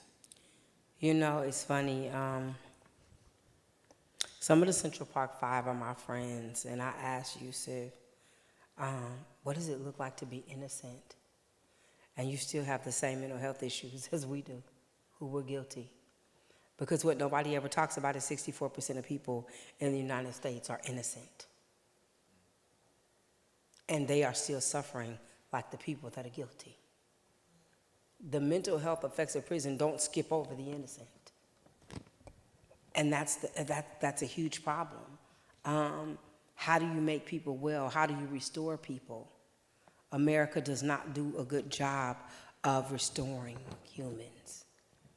We are a very punitive place. And so that's why this legislation is so important to me, because I feel like we're old.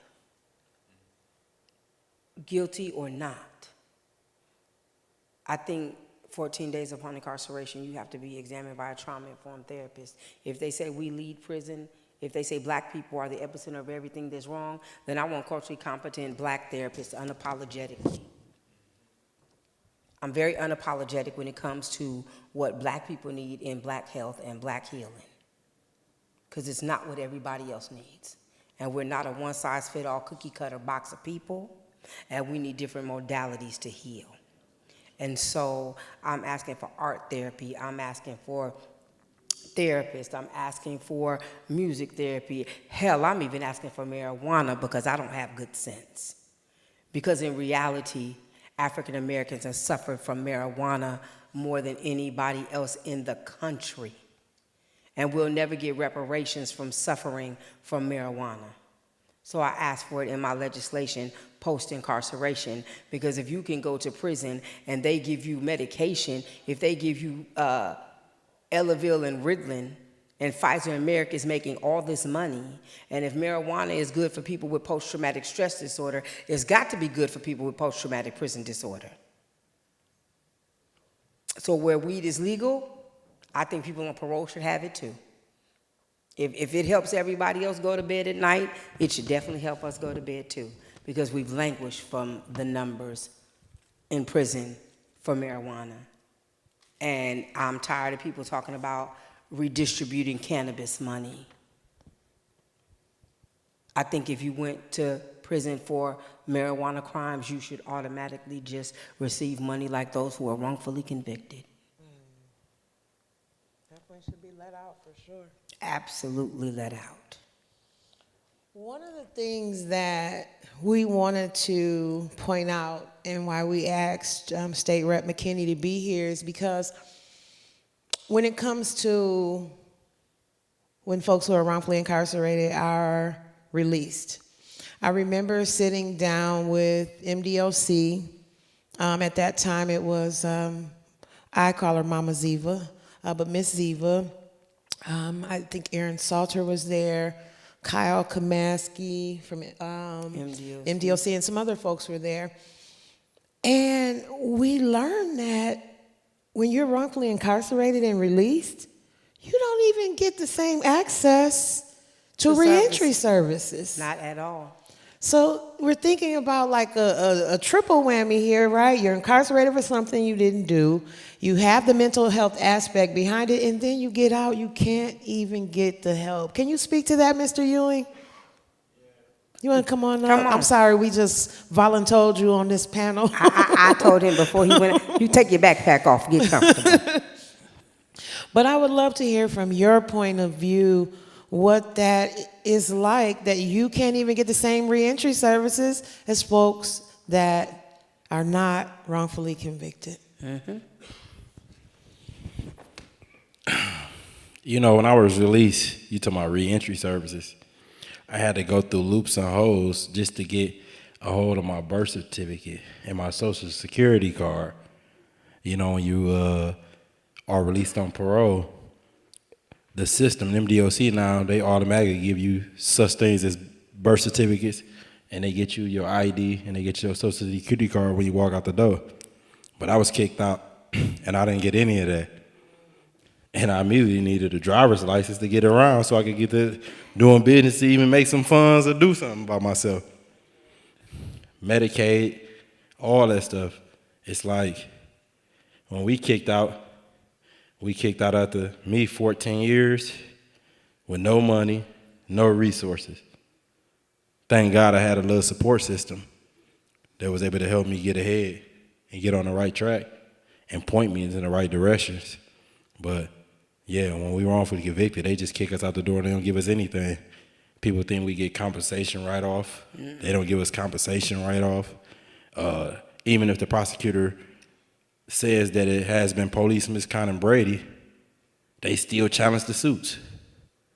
So it'll be years after they already let it get out that they don't even get their money from their civil suits.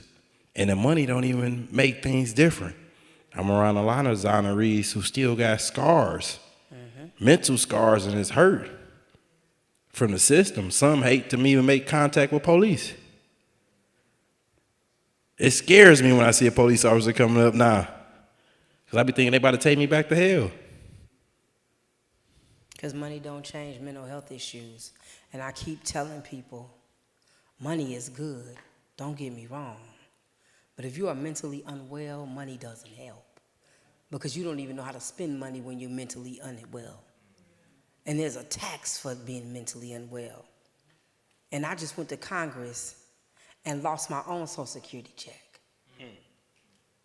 I literally lost my income. And if it was not for my 22-year-old son, who holds my life together, he goes to work to hold my life, my grown life, together.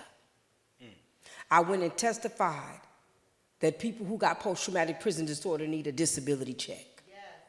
And in 3 days, I got a notice at my door, hand-delivered, that they took mine, effective immediately. And when I sued and went to court, the judge's last words were, well, if people with post-traumatic prison disorder need a check, they should help you. And they did not take it because I'm not ill, because I'm legally blind. I got a defibrillator. They couldn't take it because you can't say I'm not sick. They said I volunteered for silent cry too much. They said if you can show up at rallies and you can go around the country arguing for the people, you can go to work. I said, I got you. But it doesn't stop, and it doesn't make me say, why do I do this? Because I realize that I am mentally, emotionally effed up from prison. And I got post-traumatic prison disorder, and so do you and everybody who went. And I believe that the states owe us, and they got to be accountable because they didn't live up to their mission statement. And they owe you, they owe Butter, they owe Mr. Cersei, they owe. They owe. Michigan says if they paid the exonerees and the wrongfully convicted what they owe, the state of Michigan will be bankrupt. I didn't make that up. They wrote a whole article. They would be bankrupt if they paid what they owed. And you know, that's the reason why they challenging all these convictions. Right now in Wayne County, Valerie Newman has submitted for some guys to be released and exonerated, but they have no independence. So they got to take it to Ken Worthy, and Ken Worthy and them thinking dollars. After they seeing all these $10 million lawsuits, $9 million lawsuits being settled, it makes them take a different approach. And now they're not even about correcting. They coming up with tactics that they're going to say, hey, we get you to take this plea to time served. Like they did to Ray Gray. Take this plea to time served, we'll let you out. That's just to secure that you don't sue him. But guess what? It needs to be independent, where we have an office that's ran independent. How can you get integrity and it's ran through, and the final say-so come from the prosecutor office? It needs to be somebody brought in, some scholars, some lawyers, some prosecutors. We ain't saying that. It's some good prosecutors. I was just with Attorney General the other day, and they doing the right thing. Larry Krasner. When Larry Krasner in Philly became the prosecutor office, he came in, he seen that the 30 exonerations. He said, hold on, man, let me look and see who was all on these cases.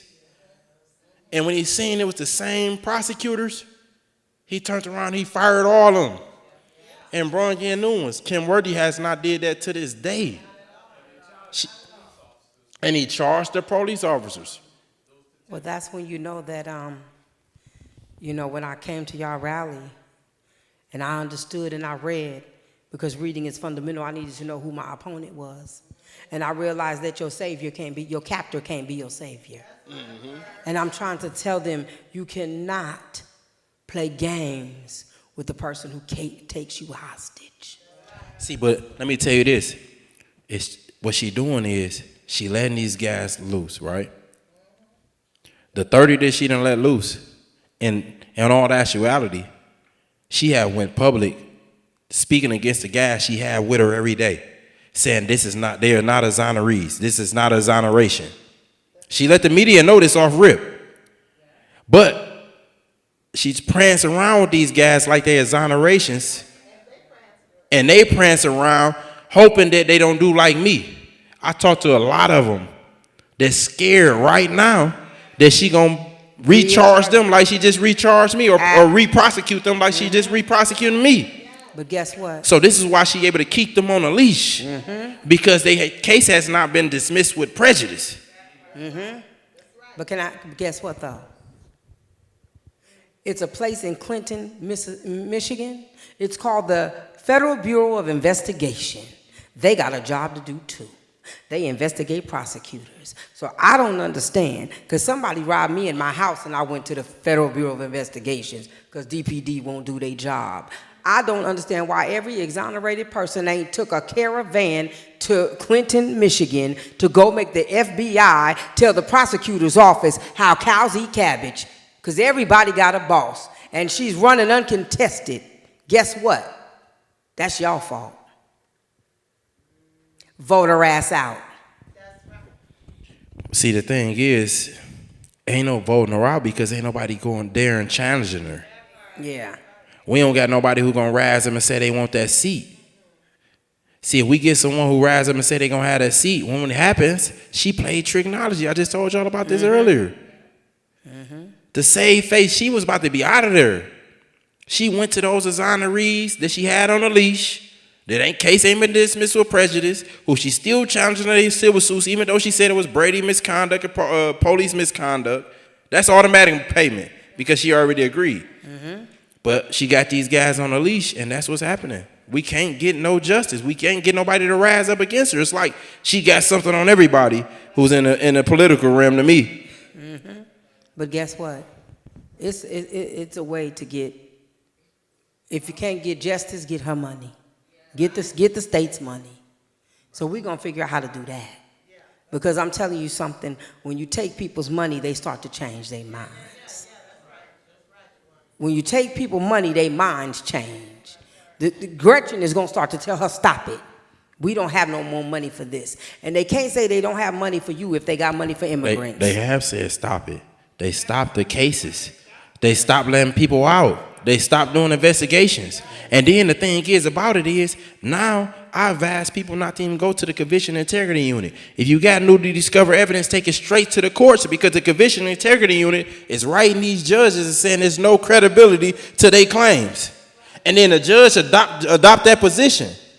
So I'd rather guys go straight to the courts rather than waiting 2, 3, 4 years. The judge gonna been ruled on you way before 4 years. I got guys that sit in the Conviction Integrity Unit, been waiting 5 years and still ain't been released. But you submit your evidence to the courts, you'd have been out. Yeah. Like my brother Thelonious Cersei. And I went straight to the courts. Yep. Well, I really thank you, and I really need y'all to do something for me this election season. We are clear that Joe Tate wants to stall every criminal justice bill in the damn Senate and the Assembly. I need y'all to go tell your legislators to pass post-traumatic prison disorder. Because how do you want your neighbors to come home? These are people that deserve better. And they can get better because I wrote legislation for them to have better. It's not enough to keep marching on them. They don't care. But there's a tax to being mentally ill. There's a tax for not making people come home well.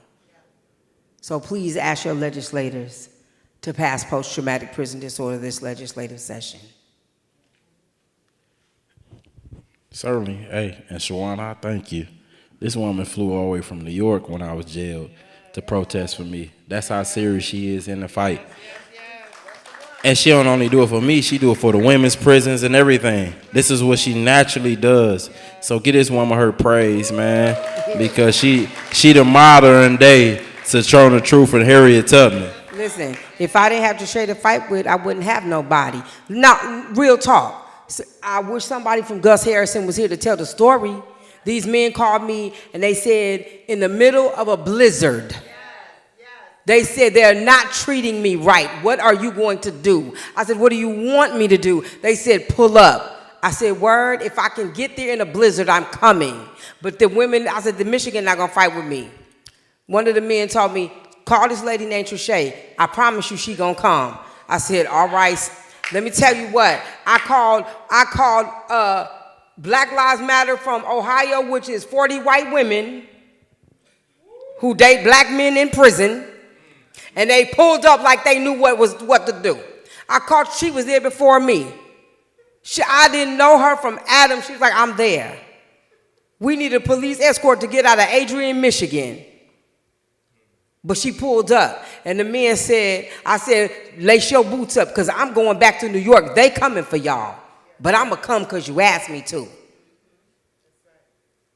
And it was funny because they told me it was the best thing that happened. Two of them go to school because they got moved to Coldwater. The other one went up north. But I said, I'm going to come and do what I'm supposed to do.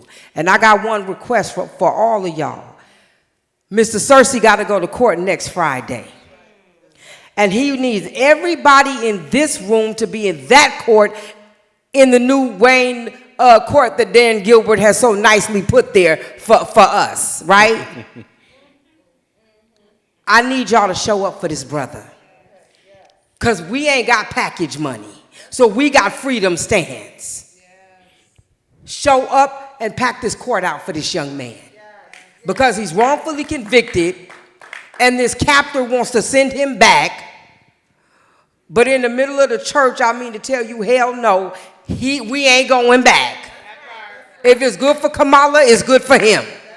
He's not going back on our watch. And that's why I said that we need that registry. We need a law for everybody that comes, because it's not just we show up for Saoirse, we show up for Mario Willis. We show up, absolutely. We show up for James Jones. We show up for the VC brothers. See, when we show up independently, we get no action. They can brush that off. But when they got, hey, Shawana, tell them about that protest we did back in June in 21. We had hundreds out there. It garnered the media attention where they had to cover it, where Kim already had to respond. So when we come out there in large numbers and large droves, it ain't the independent fight for one another ain't gonna help. But when we show this is a mass issue, when we show this is a new civil rights era issue, because that's what this is. And on my last note, I love all y'all men that get all this attention, but if y'all don't put Tamara Washington shirts and signs on your backs, and she's over here fighting for this lady who is literally dying in prison. Crystal Clark, say her name, she's dying. And she's wrongfully convicted. I heard Tamara Washington. I talked to her. Women need to go home too. Where Crystal Clark? Where she? She's in Huron Valley. And she out of Wayne County too? Yes. Okay. And let me tell you what. I'm getting ready to do a Close Huron Valley campaign. They told me I don't have enough money. I said, God got money. I got Wrongful. I'm not waiting for money to say shut that shit down. I'm not waiting for money to say close a prison. I'm not. It's inhumane. The women are dying with mold, and I don't have time. We don't live like that. And how dare they? I know the conditions they living in because I got one lung, because I got lung cancer from prison, from black mold. I don't have time to wait. Their lives are on the line right now. Right now. So I fight for men. I will fight for y'all with no more breath. But I need y'all to show up for black women. In real time, in real life. I don't need no more damn lip service. I don't want to be a queen. I don't want to be show up. Show up. I don't need no more nothing. Show up. Show up or sit down, bow out, put on a skirt, and I'm cool with it. If you're not going to show up, go tuck your tail and go sit down somewhere. We don't need no more lip service as black women. I don't want no more. I'm over it. Time out, time done, it's over. Show up. Because I keep showing up for black men. All the time. It don't make no sense. I threw a rally at Huron Valley for women. 200 people showed up, but most of them wasn't from Detroit. I had to get a bus out of Chicago for them to show up. Why when we show up for y'all, y'all won't show up for them? There's no room full of men in the visiting room for women. Ain't nobody trying to send their money to get a package to them. It's just us. But when y'all come home, we got you. I'm gonna need y'all to do the same for them. Let's get it. We gonna show up. Call me, I'm here. I'm here now. I'm gonna show up. Mr. Beat the Ops. Thank y'all so much. Yes. Let's give them another hand. Yes. All right, y'all, we wrapping it up. This is our last panel of the day. You know, probably going to be my personal favorite because I'm a little biased here.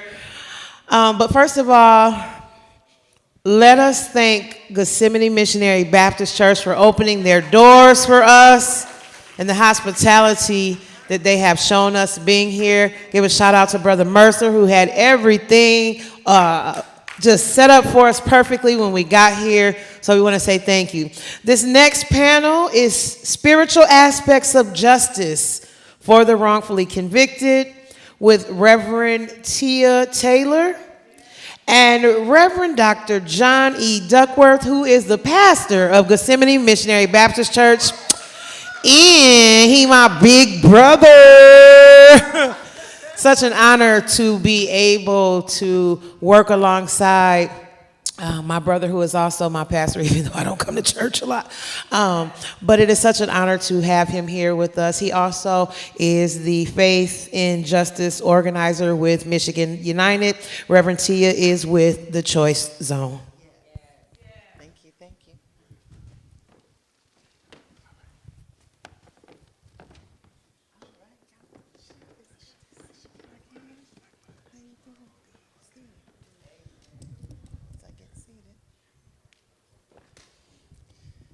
All right, all things spiritual, huh? I didn't say ahead of time who's starting. He's pointing to me. A lot of times I hear that. I don't know about anyone else, but I've been very frustrated in walking this path of justice and activism with sometimes people who are entrenched in the church, entrenched in believing, entrenched in their faith. And I get pushback sometimes for the people who are supposed to be visiting people behind bars. And look, I'm going to be totally transparent because I was one of those people. I was one of those people until I, got a a whiff of it myself with family members and seeing the injustices and seeing what happens when you don't tell, and because you don't tell, you get over-sentenced. You know, I've got family members that have done 15 to almost 20 years just because they didn't tell. But what are the spiritual aspects of wrongfully committed? What are those spiritual, what do we have to stand on? Because I don't know about anyone else, but when I look at this world and you look at people who are wrongfully convicted, there should be no question about the need to take action. Am I right, Pastor? Yes, you are. Should be no question about it at all. So the first thing is I'm going to talk about is divine justice. There's some principles that we can stand on when it comes to just spiritually, you know, wrongfully convicted. We're talking about divine justice. God's justice is perfect and righteous, and he cares deeply for those who are treated unjustly. For the Lord is righteous, he loves justice. The upright will see his face. Psalms 11:7. We can stand on the fact that standing for those who are most vulnerable, that's the right thing to do. Amen? Amen. Go ahead, Pastor. Well, you mentioned something about why aren't more churches and more pastors involved in the process of justice, and I believe a lot of it is based upon the watered down Christianity that we receive here in America. If you all recall, those of you who always wonder why Haiti and Haitians always seem to get a bad treatment, it started a long time ago when they decided to be the first country to emancipate themselves from slavery. And since then, there has been a push, and most people don't even realize that they share the same island with Dominican Republic. They're on the same island, but they make it seem like they're worlds apart because one side is lighter and the other side is darker. One side freed themselves, had the audacity to free themselves. And so what happened shortly after they were freed, there was a Bible that came out that was called the Slave Bible of 1808. And the Slave Bible purposely left out 90% of the Old Testament, 50% of the New Testament, and what was left out was the part of liberating and liberation. So the watered down version of Christianity that we receive is often the Christianity that is not made to liberate, but is only mean for salvation. You cannot have salvation without liberation. They go together. So many of our colleagues and many of those in the Christian walk, we are drinking a watered down version of Christianity that was never intended to liberate us, but it was intent to pacify us. Yes. And so we have a lot of pacified Christians and a lot of pacified pastors who won't pick up the mantle of justice, not understanding that there are over 3,000 references to justice in the Bible. But we rarely hear about it. There's 8 scriptures that deal with same-sex situations, and that's all we hear about. Yep. Something is wrong with that picture because we have been programmed to only concern ourselves about minor things and not major things. And so that's one of the issues why most pastors have no dealings. But I believe Jesus was very plain in Luke 4. Yeah. His inaugural sermon, his coming out sermon, if you will, dealt with justice. Mm-hmm. So it was plain that if we follow Jesus, then justice is a part. That's why Jesus got in trouble when he turned over the money tables. Yes. Because there was economic exploitation taking place. And he said he wasn't going to have it in God's house, and so he threw them out. Not only did he throw them out, but he had the disciples at each part of the gate, and they wouldn't allow nobody in. It was a hostage takeover. Shortly after then, he found himself on the cross. So justice has always been a part of Jesus and always been a part of God. But when we take a watered down version, Americanized Christianity, that's where we get in trouble. Because it was never intended for our freedom. It was given to us to make us good slaves. And it has to be a point where we say, damn that. Well, I'm at home now. That's what I'm talking about. Yes, sir. Like that's what we would say if I was at, at church on that side. I would say, yes, sir. Yes. Yes, this is truth. This is truth. And so when you look at that, then that's why it has been watered down. It's identifying because, like you said, those earlier the first book, and people can research and read and find out the difference of the scriptures, and that when they were first bringing people over here, the ones they were trying to get over here, even the earliest writings in their own pews that they had built for themselves in their own churches, it was written in different languages. And so you saw a cohesiveness of people who actually didn't matter what you were worshiping, they were still together. They were not divided. The division came here. The division came after they got here. And the reason why, like you said, they kept those out is because the real word is empowering.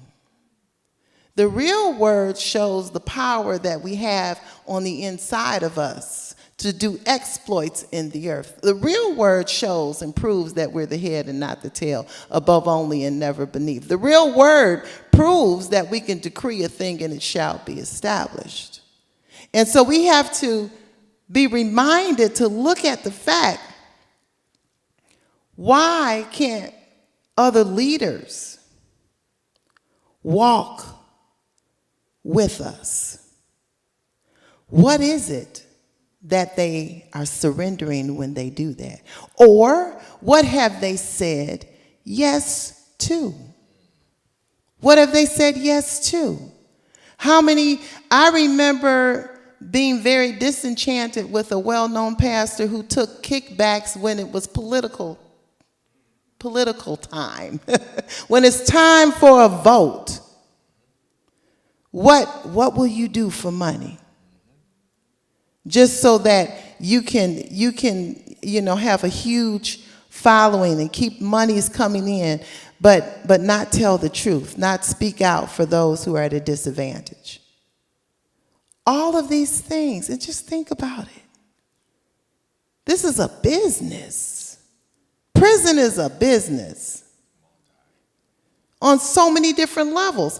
And the same people that a lot of people in this United States are following on YouTube and recognized as stars and everything else, and they're getting all these accolades and everything. Guess where their stocks are going?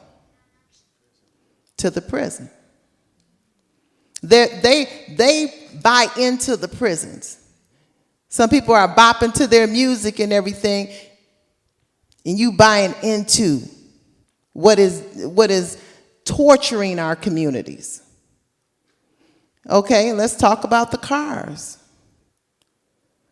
Talk about some of those cars that people drive, just unconscious of who made and produced the car. And that they're sending somebody politically $45 million per month just to keep that person's campaign going.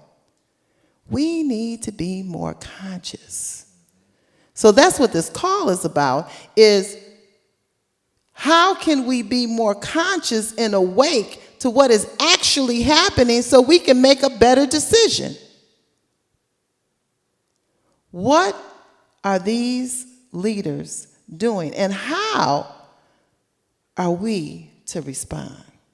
Well, I think, and you definitely said, and it's very true, unfortunately, there are many within our own group And I've learned a long time ago, everyone, your color is not your kind. There are some, and there have always been, from the beginning of slavery, there have always been slave catchers, and not all slave catchers were white. There were black slave catchers who worked for their slave owners, or their slave holders, if you will. And so there are always some turncoats, if you will. Unfortunately, there's one in Detroit right now who got paid $30,000 to have 45 come to his church. And he's still singing his praises for that 30,000. I mean, Judas got 30. You know, he betrayed Jesus for 30. So something about that 30 there that we need to probably look at, and there you go, sellouts, no question about it. Some people can be sold, and as a true person who follows Christ, we can never, from a pastor's perspective, we can never allow ourselves to be sold or even rented. We have to have an integrity that we're going to stand for justice, and it's not an easy fight. If it was, everyone would be on that fight. But it's the right fight. And so as leaders, we have to challenge other leaders to pick up the mantle, and we have to challenge it because often where we've gotten our theology from, it was never given to us for liberation purposes. It was only given to us for personal salvation and personal piety. Yeah. That's the problem. There's a wonderful book written by Theron Williams entitled Black Church, White Theology.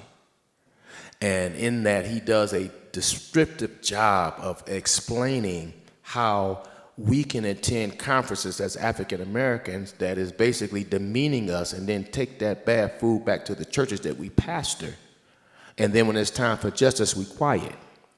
But when it's time for something else, then we're making a whole lot of noise. And so we have to recalibrate ourselves and understand that justice and Jesus go together. If there's a separation of Jesus from justice, I don't want it.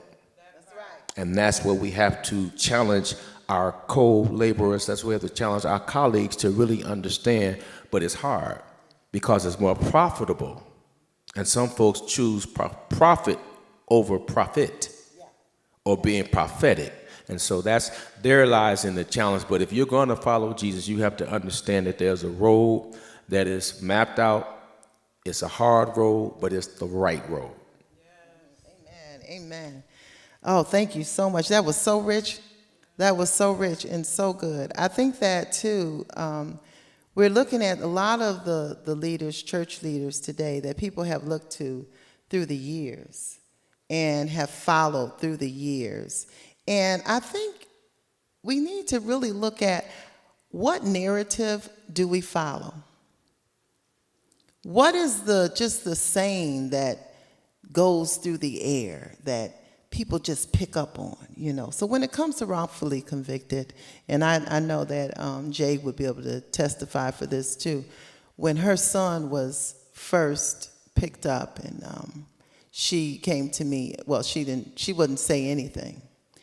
So I said, "Are you ready to sing yet?" And she kept saying every Sunday, I can't sing. I can't sing, Reverend T, I can't sing right now. I didn't know what was going on. I just knew this beautiful woman had a beautiful voice, and she was singing all the time, and now she couldn't sing. Sometimes we're not even conscious of when somebody can't even sing their song. They're not even walking, you know, in their purpose. They're not walking the life they usually walk. And we just walk past sometimes and not understand what actually they're going through. And so one day I just stopped and I said, "Do you want to share? Do you want to share what's going on?" And she said, she told me about her son. I said, "I don't know what to do, but I'm going to walk with you. I'm going to help you. I'm going to help you." But during that time, I had so many people, pastors, coming up to tell me, "Well, how you know he didn't do it? Well, he must have done something. If they picked him up, he had to have been bad or done something. Well, maybe he didn't do nothing then, but maybe he did something before." The same mindset that is the initiator of wrongful conviction coming from us. coming from us. And we just go along with whatever language, whatever the lingo is. And it's very frustrating, you know. Now, I stop it. What things can we do when those kinds of issues? Because the people, we deal with it every day. What do we do one by one, person by person, to bring an end and start changing what's happening in our own community? Because a lot of it, we're doing it to ourselves. Well, I think if you wanted to use a scriptural character, a biblical character, I think the story of Joseph is a wonderful storyline of an individual who was wrongfully convicted for a crime he did not commit. As a matter of fact, he was actually convicted because he wouldn't commit the crime or the wrongdoing with Potiphar's wife. And so that's definitely an example. But I think that, you know, we have to have closed conversations if we can with our colleagues. And then if not, sometimes we just may have to chastise them and challenge them outward. I agree with that. Yeah. And sometimes you got to cut people off. And I know this is the time I need to cut off because it's time. Thank you so much, Trisha. Mm-hmm. What do you say to a family that is fighting for wrongful convictions, that feels like they're at their wit end and they've exhausted everything, you know, and I keep hearing that scripture, after having done all to stand therefore. Mm-hmm. What is it that we can leave with folks that will give them the hope to keep fighting? Well, I would first say to pause. Sometimes you got to pause. I remember walking with Jay, and she had exhausted all measures, had gone to this person and that person, her best friends and people in high places, and she had done everything that she could do. But then there's a moment where the power sometimes is in your pause. The power sometimes is you being still enough to recognize that even though this is going on right now, and I see this present situation right now, but I can have the power to see things differently. And just take out time and pray and ask God, let me see what you see. Give me a new vision. Give me new strength. Restore yourself. You fighting, but it's time. Sometimes you have to restore. Sometimes you've got to replenish yourself, and you're no good if you're totally exhausted and that person still needs you to fight. So take a pause and listen, and then move according to how the Spirit moves you. There are answers and solutions. Pastor.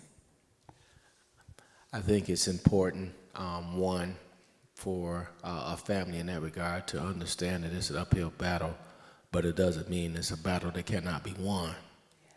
And so I think from a pastor's perspective, the last thing I would try to do is act like I know what you're going through, or know what you're feeling like, because I don't.